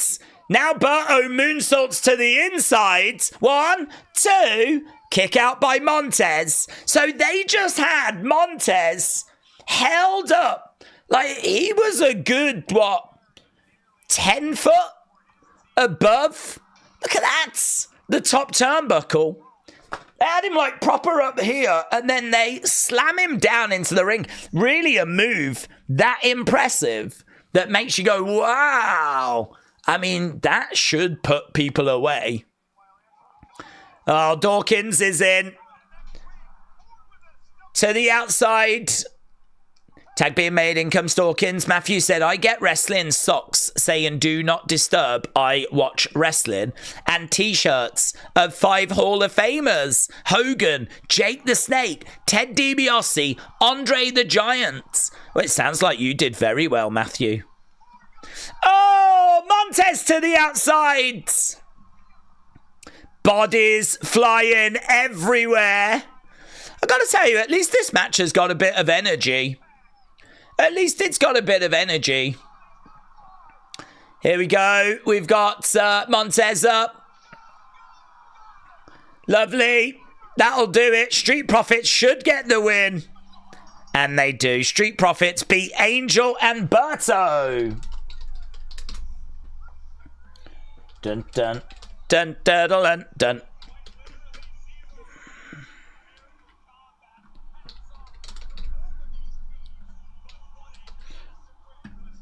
Right, let's get people's thoughts.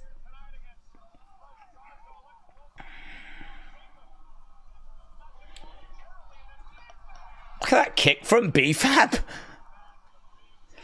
B-Fab continues to impress in the little moments that she has. Lovely kick on the outside by B-Fab to Elektra Lopez.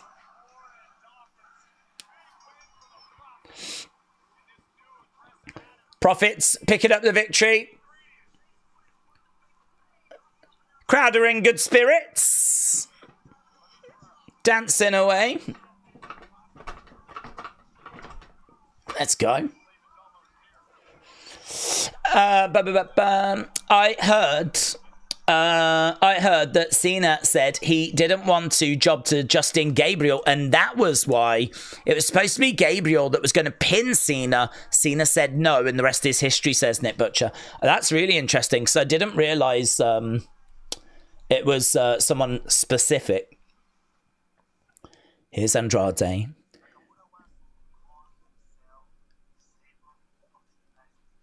Talking about Shinsuke. Spare me.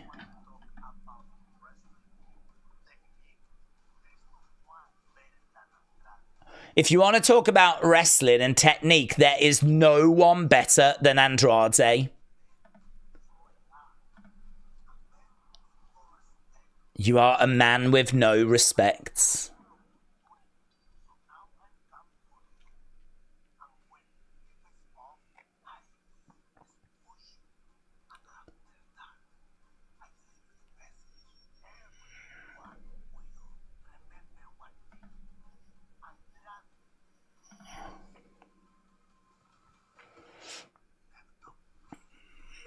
Andrade is inevitable. So next week we've got Andrade against Shinsuke as SmackDown moves to 3 hours. Nia Jax is going to be in action next week as well. She will be taking on Naomi. Love those graphics. Did you see that graphic of Naomi like that? Fanatics Fest is coming back. Why? Oh. I thought they meant soon. It's next June. Fanatics Fest is back next June. That looked great last year, actually. Tickets on sale.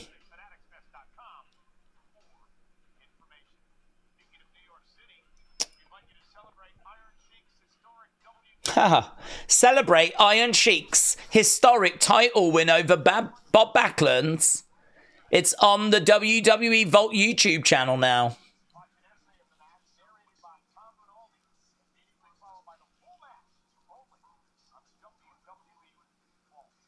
Oh, that's great. An essay of the match followed by the full match. That's great. Coming up next, Sami Zayn takes on Carmelo Hayes.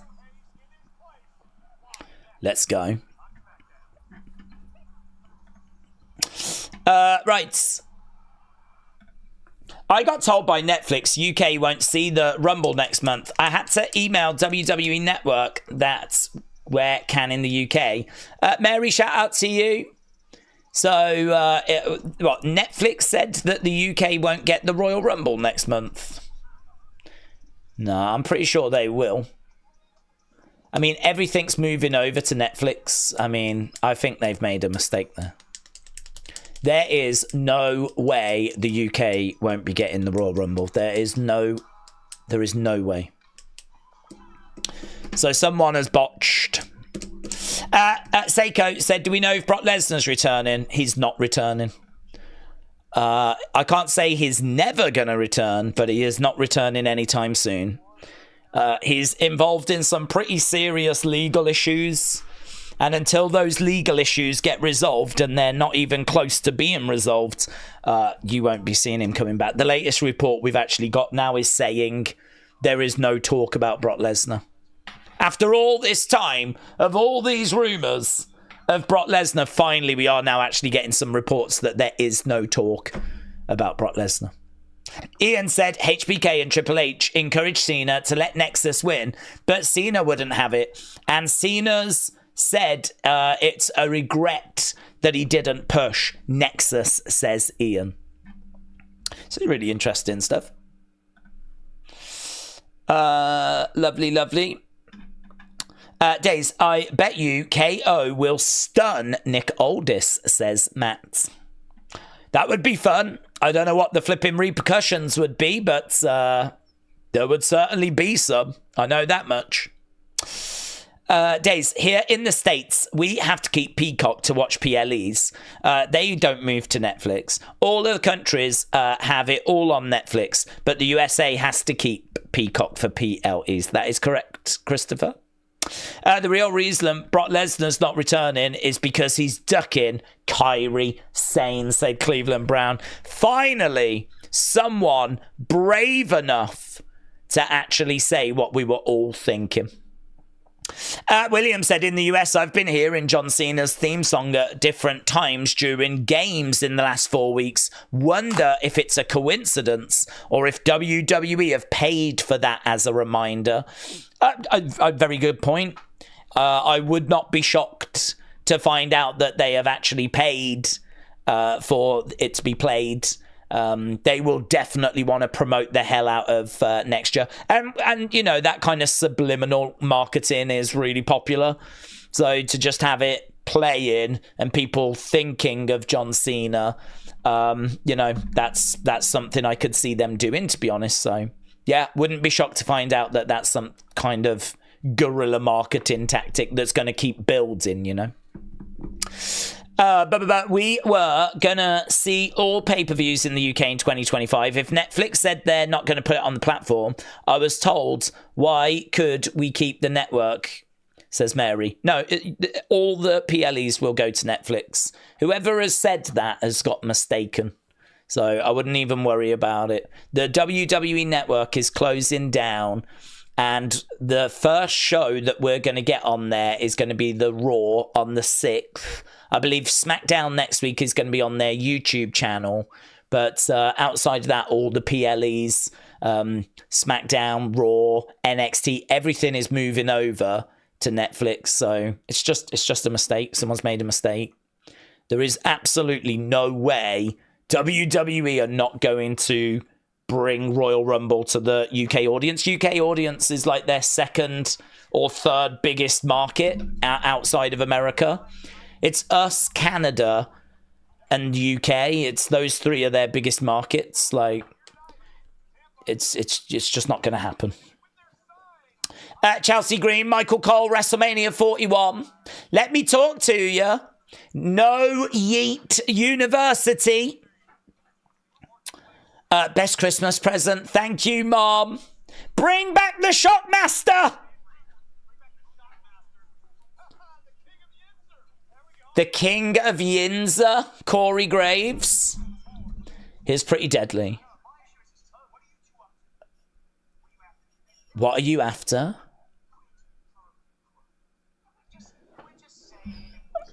If we scratch your back, you could maybe scratch our back. I'm not scratching anyone's back, says Tomas.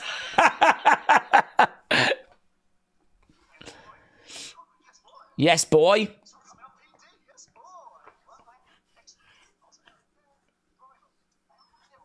They are growing on me, says Pretty Deadly.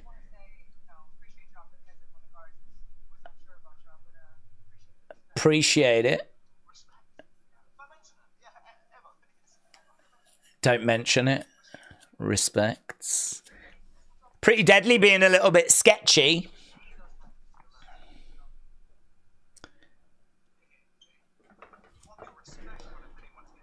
Motor City Machine Guns.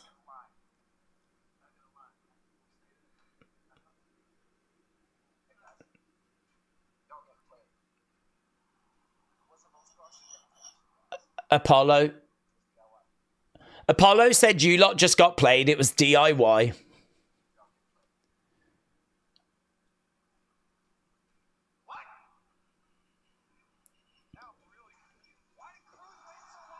I chatted to someone on Netflix. They told me, you keep me informed. I just subscribed. Mary, shout out to you. Philip said Pretty Deadly would rule as tag champs.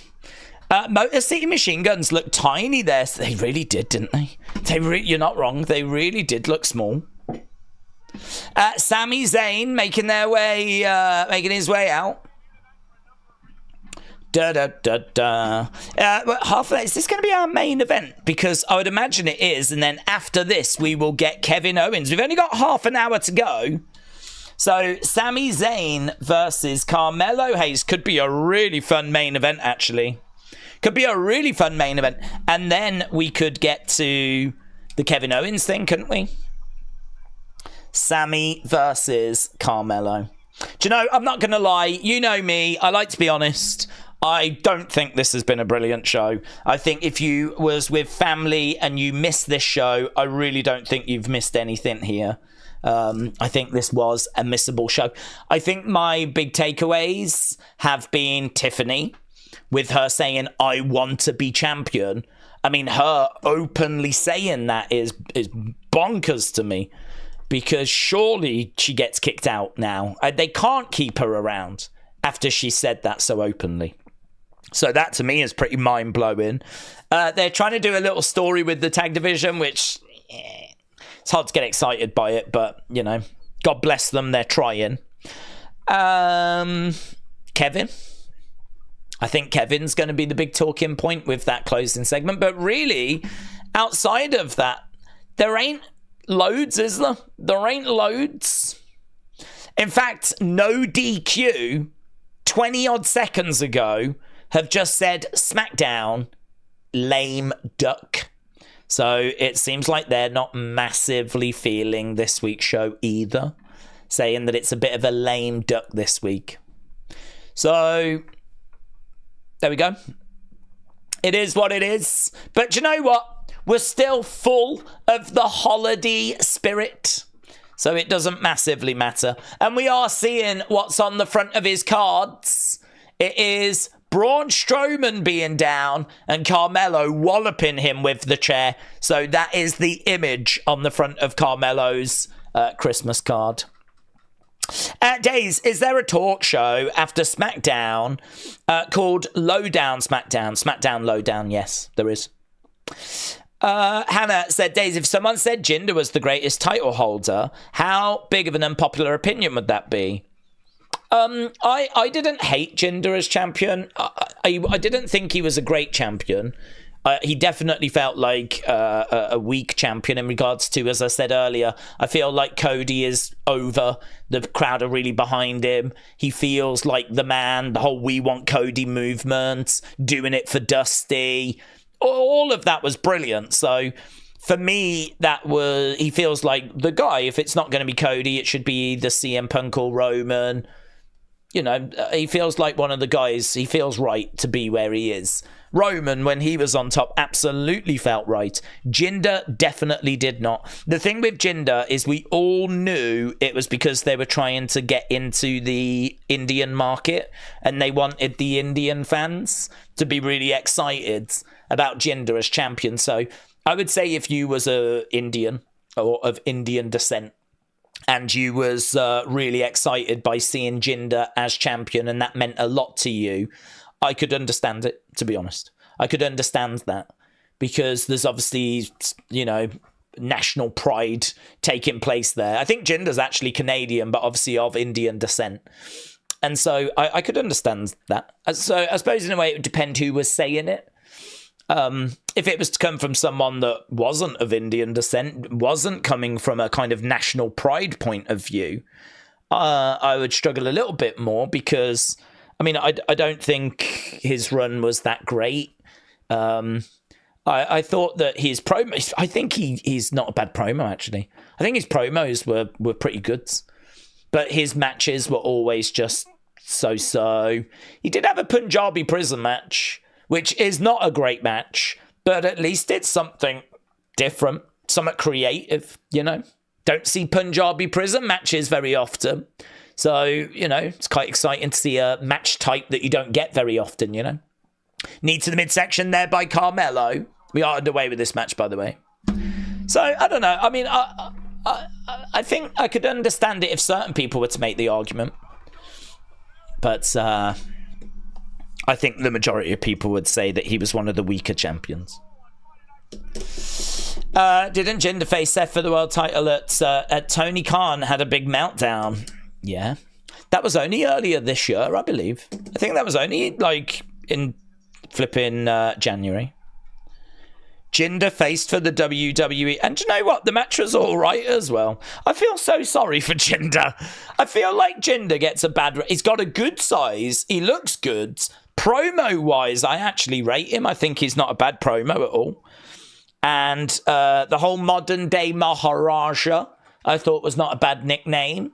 He had the Singh brothers. They always used to, when he did his promos, have that beautiful like rug that they used to put down, that carpet, which looks cool in the ring. Like, he had the Punjabi prison match, which is a rubbish match, but it's still, you have to remember, if you're new to wrestling or you're a kid, to see a match that you've never seen before, we really don't get it very often. I think there's only been like 3 or 4 in the history of WWE.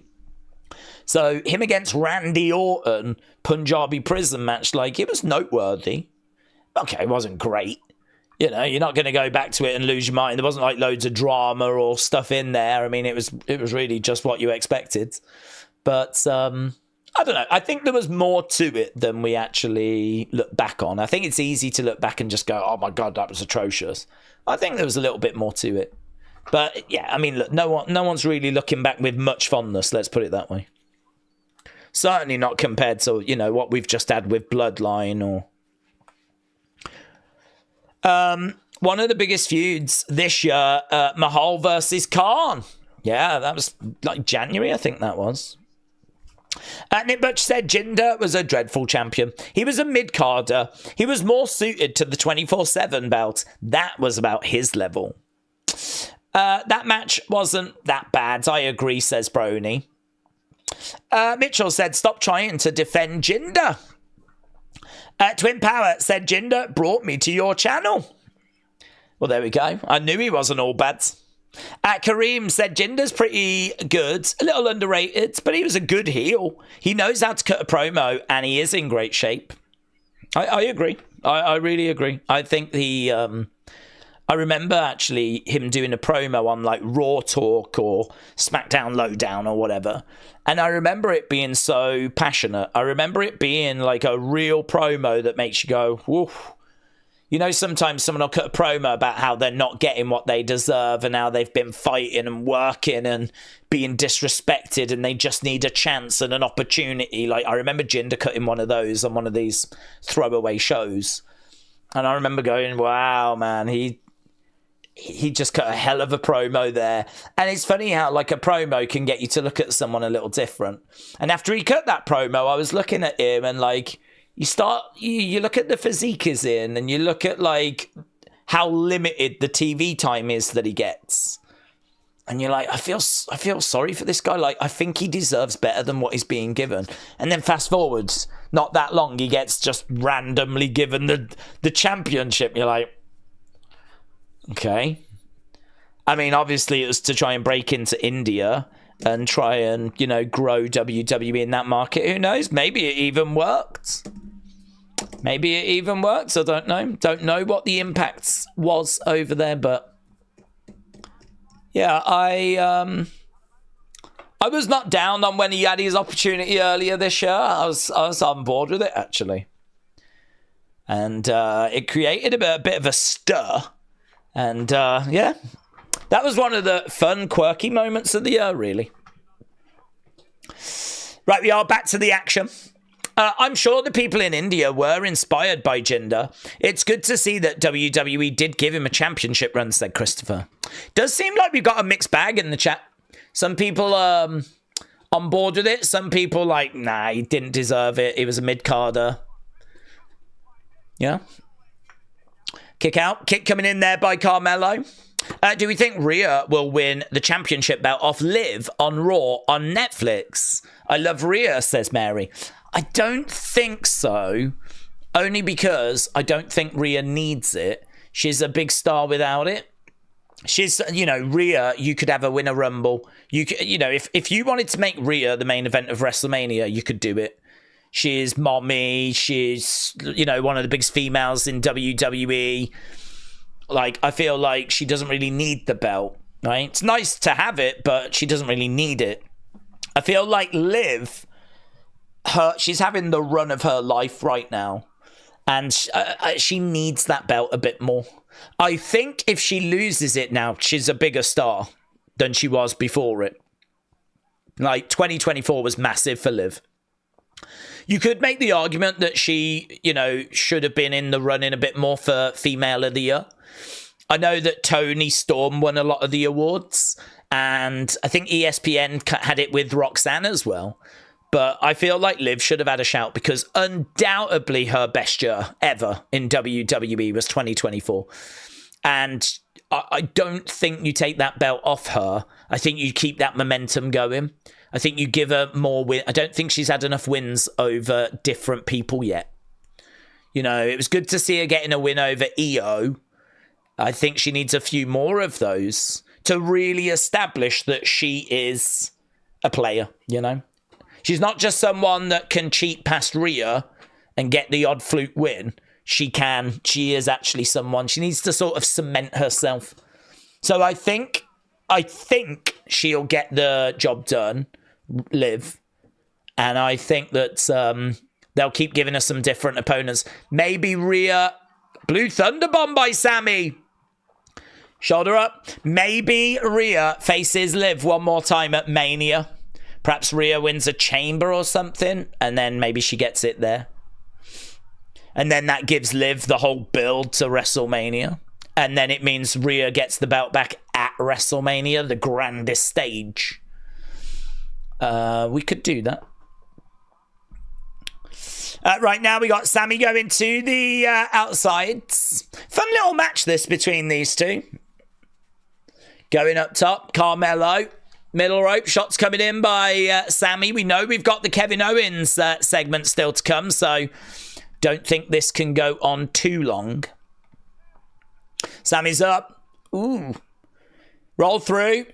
Oh, double knees there by Carmelo. Going for the cover. 2. Shoulder up. Shoulder up by Sami. He's going back for another pin. No joy. Went for a third. Still no joy. If Rhea loses to Liv again on the biggest Raw, it just makes no sense, said Charles. Well, I disagree. I think their feud would end maybe until WrestleMania, where you can always get Rhea back as being number one contender. But I think that Liv needs to face some different people. She's just been stuck with Rhea for a long time. And if we want to keep building up Liv and make her a proper main event player, someone that when she loses the belt, you can get her back into that kind of spot again. I think she needs to get some wins over some other people. Sami going over, throwing in some shots to Carmelo.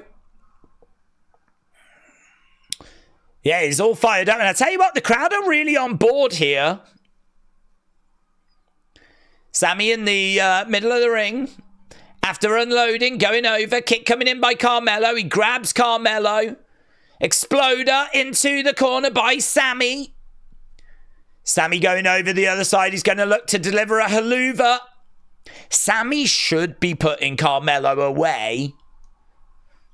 Here we go. Charging over, but Carmelo gets out the ring. He says no. Not tonight, and he's walking away. Carmelo is walking away. Oh, here comes Braun. Braun picks up Carmelo. Ah, Carmelo escapes. Carmelo escapes. Oh, the bloodline. The bloodline attacks Sami. The blood Jacob. Tama. Solo.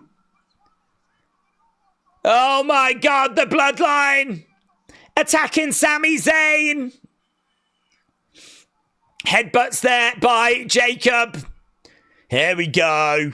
Here we go. Ah, haluva. Jacob. Ah, into the ring posts. Sami moves out the way. Do you know what? Sami against Solo could be really fun. I feel like Sami and Solo are kind of on the same level.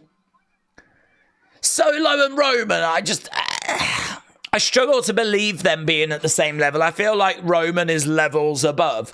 But Sami and Solo feel a lot closer in my mind. Braun getting into the ring.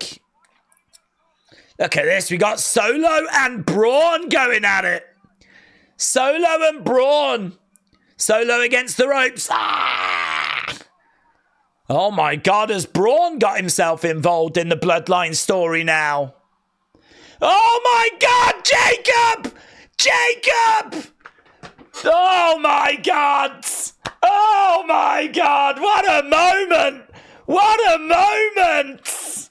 Ah, cinema! Look at this! Look at the size of Braun! Jacob, no backward steps. Just stood there. Ready. He was ready. I think we was one I love you solo away from him marking Braun Strowman. God, imagine that at WrestleMania. Imagine Jacob versus Braun. Oh, it's probably a bit too soon for like Jacob Roman or something like that, but imagine if Braun hangs around. Ah, look at it. Oh my God. He's too flipping good. Jacob's too good. Yeah, look, we've got officials in there. Sami is Samoan Spike. So the Bloodline have managed to get Strowman out the ring. They've managed to beat down Sami. The Ula Fala is around the neck of Solo Sikoa. Kevin Owens is coming out. Kevin Owens is coming out. Solo's like, let's go. Let's go. Yeah, we're sort of running out of time a little bit here, but oh, mate. Honestly, this show's been a little bit flat, but what we just had there, certainly with Braun and Jacob, so much fun. Here's Kevin Owens making his way down as we go to our final commercial break. Let's go, mate. Let's go, said young lords. Let's go. Amazing. The real champ. Commercials. Yeah, we're at commercials. Right, get your scores in for what is sure to be our final match. Jacob's learned that moonsault from Tiffy Time, said Porky Pig. It was, well, he does it so well. He does it so well. Really great action. So, Carmelo jumped out the ring and he was backing up. Braun Strowman dealt with him. Bloodline attacking Sami. And it's just all Strowman coming back, helping. Face to face with Jacob. Oh, there was just so much unfolding there. Yeah, people are freaking out online, you know. Shut up and take my money. Days, Merry Christmas. Merry Christmas, my friends. Days, I have to say it again. Who can stop Jacob? Well, maybe Braun could stop Jacob. Honestly, not sure. Could it be Braun? I'm definitely down for that match. I think it's going to take all of Jacob to get past Braun. But I think it'll take all of Braun to get past Jacob as well. They're using Jacob exactly right. He's terrifying, showing up quickly out of nowhere. Mackenzie's Jacob and Braun face-to-face, said Ninja. Mello wins by DQ. Might have been counted out first. Might have been counted out. If he had been counted out first, I actually don't know the official result. My guess is he was probably counted out first. Dexter can stop Jacob, said Rhea. We know that you would deal with Jacob. Yeah, that is true, actually. I would bore him to death. He would be so bored if he was in my presence that I think he would just walk off. Whatever anger he had would be replaced by confusion, and I think he would just walk away, to be honest. Might have a match with Sami and Braun, said Spartan. Is Braun in this because of Bronson Reed? Don't know. Bronson Reed, I don't think so, because Bronson was on the Bloodline side. I don't know. It's hard to know what the plans were going to be, and then obviously what's had to change because of his injury. I don't know. It's a good question. Right, we are about to go back to the action. Days, do you think when Roman reclaims his title as Tribal Chief eventually, we will see a reunification with both old and new bloodlines to become a super faction?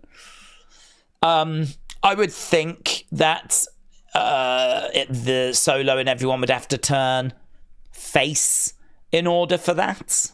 So I would have to think it'd have to go that way. I think that's a long way off. There is maybe a chance at some point we do get them joining back onto the same page, but they need like a common enemy. And I think that's probably years away, to be honest. Okay, Kevin Owens is in the ring. See what KO's got to say. He's in there with Nick Aldis. We got 9 minutes. I've already said everything that needs to be said.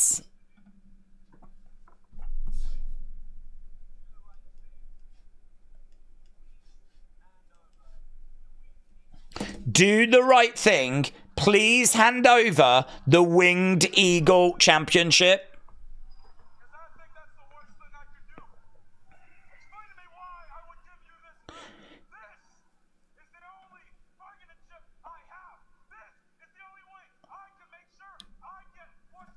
This is the only way I can make sure what's fair. And that's a rematch.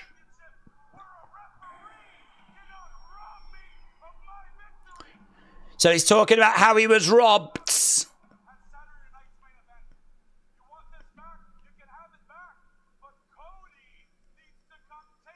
Cody needs to come and take it.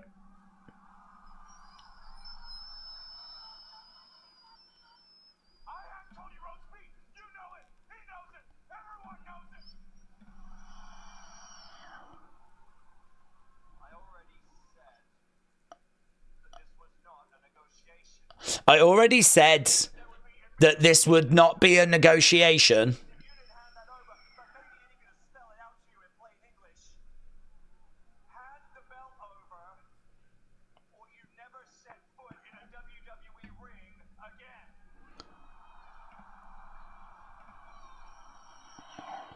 Hand the belt over or you'll never step foot in a WWE ring again. Cody Rhodes!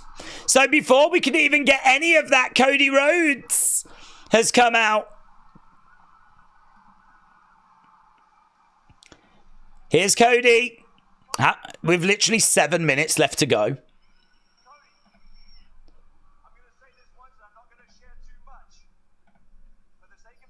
For the sake of your health. Please turn around. And walk away. So Cody has come out. Nick Aldis wants him to turn around. Cody has stayed in the entranceway, though.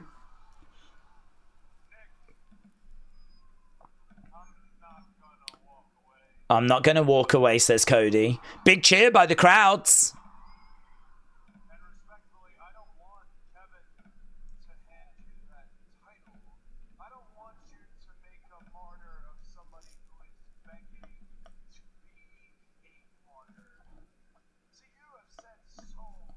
Where's this going?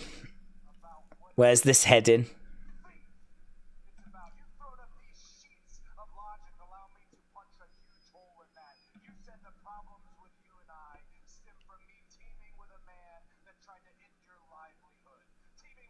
So our problems came with me teaming with a man that tried to end your livelihoods.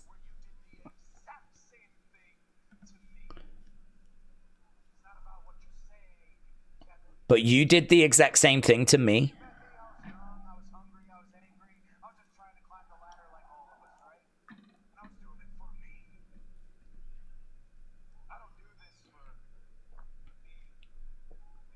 I don't do this for me anymore.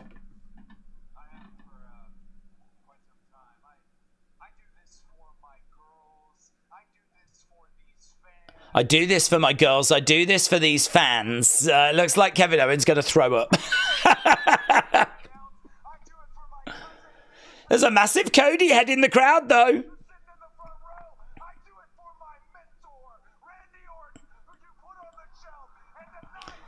I do it for my mentor, Randy Orton, who you put on the shelf.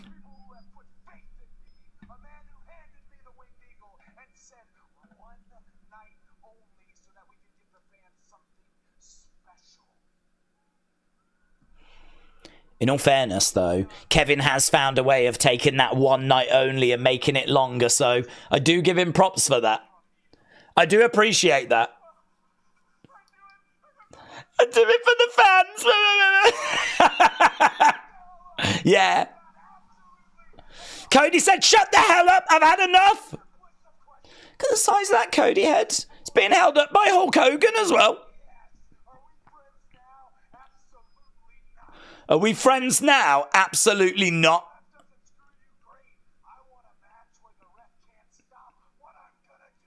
I want a match where the ref can't stop what I'm going to do to you. What match? Ladder match. Ladder match. Ladder match has just been mentioned. He's talking to Nick Aldis. He wants it.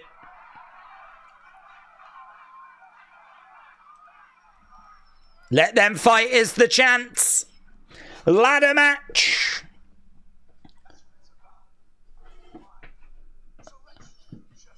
Let's do just that.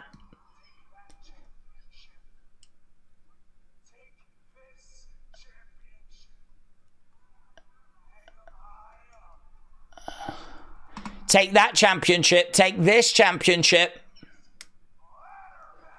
Ladder match. Let's go. Gutted, said Rob.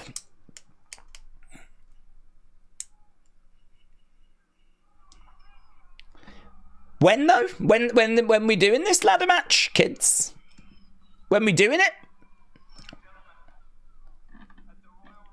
Royal Rumble! Royal Rumble! Wow! That's not till February. Ladder match. Royal Rumble. We got our first Rumble match announced, apart from the Rumble match.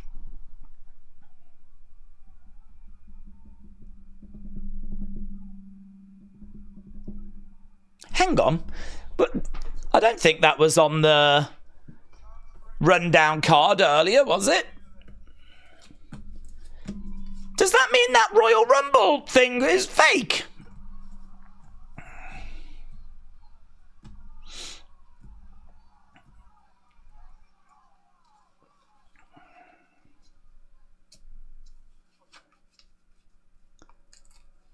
Oh! Kevin just pushed Nick Aldis into Cody.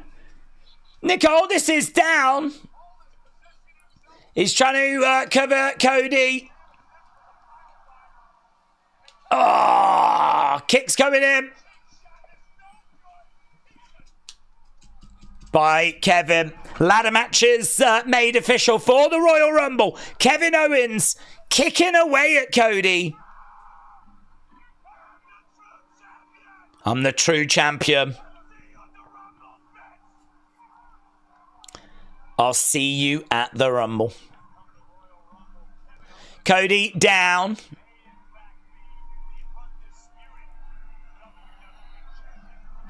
Pretty fun ending. I gotta say, this was not the best show, but we got to the end. I thought the end of the main event was really good, and I actually thought this closing segment was really good. There we go. It's made. It's done. Royal Rumble. The credit appears at the bottom. KO is a coward, said Taker. Does KO beat him and the Rumble, in your opinion? I don't think he beats him. I don't think he beats him.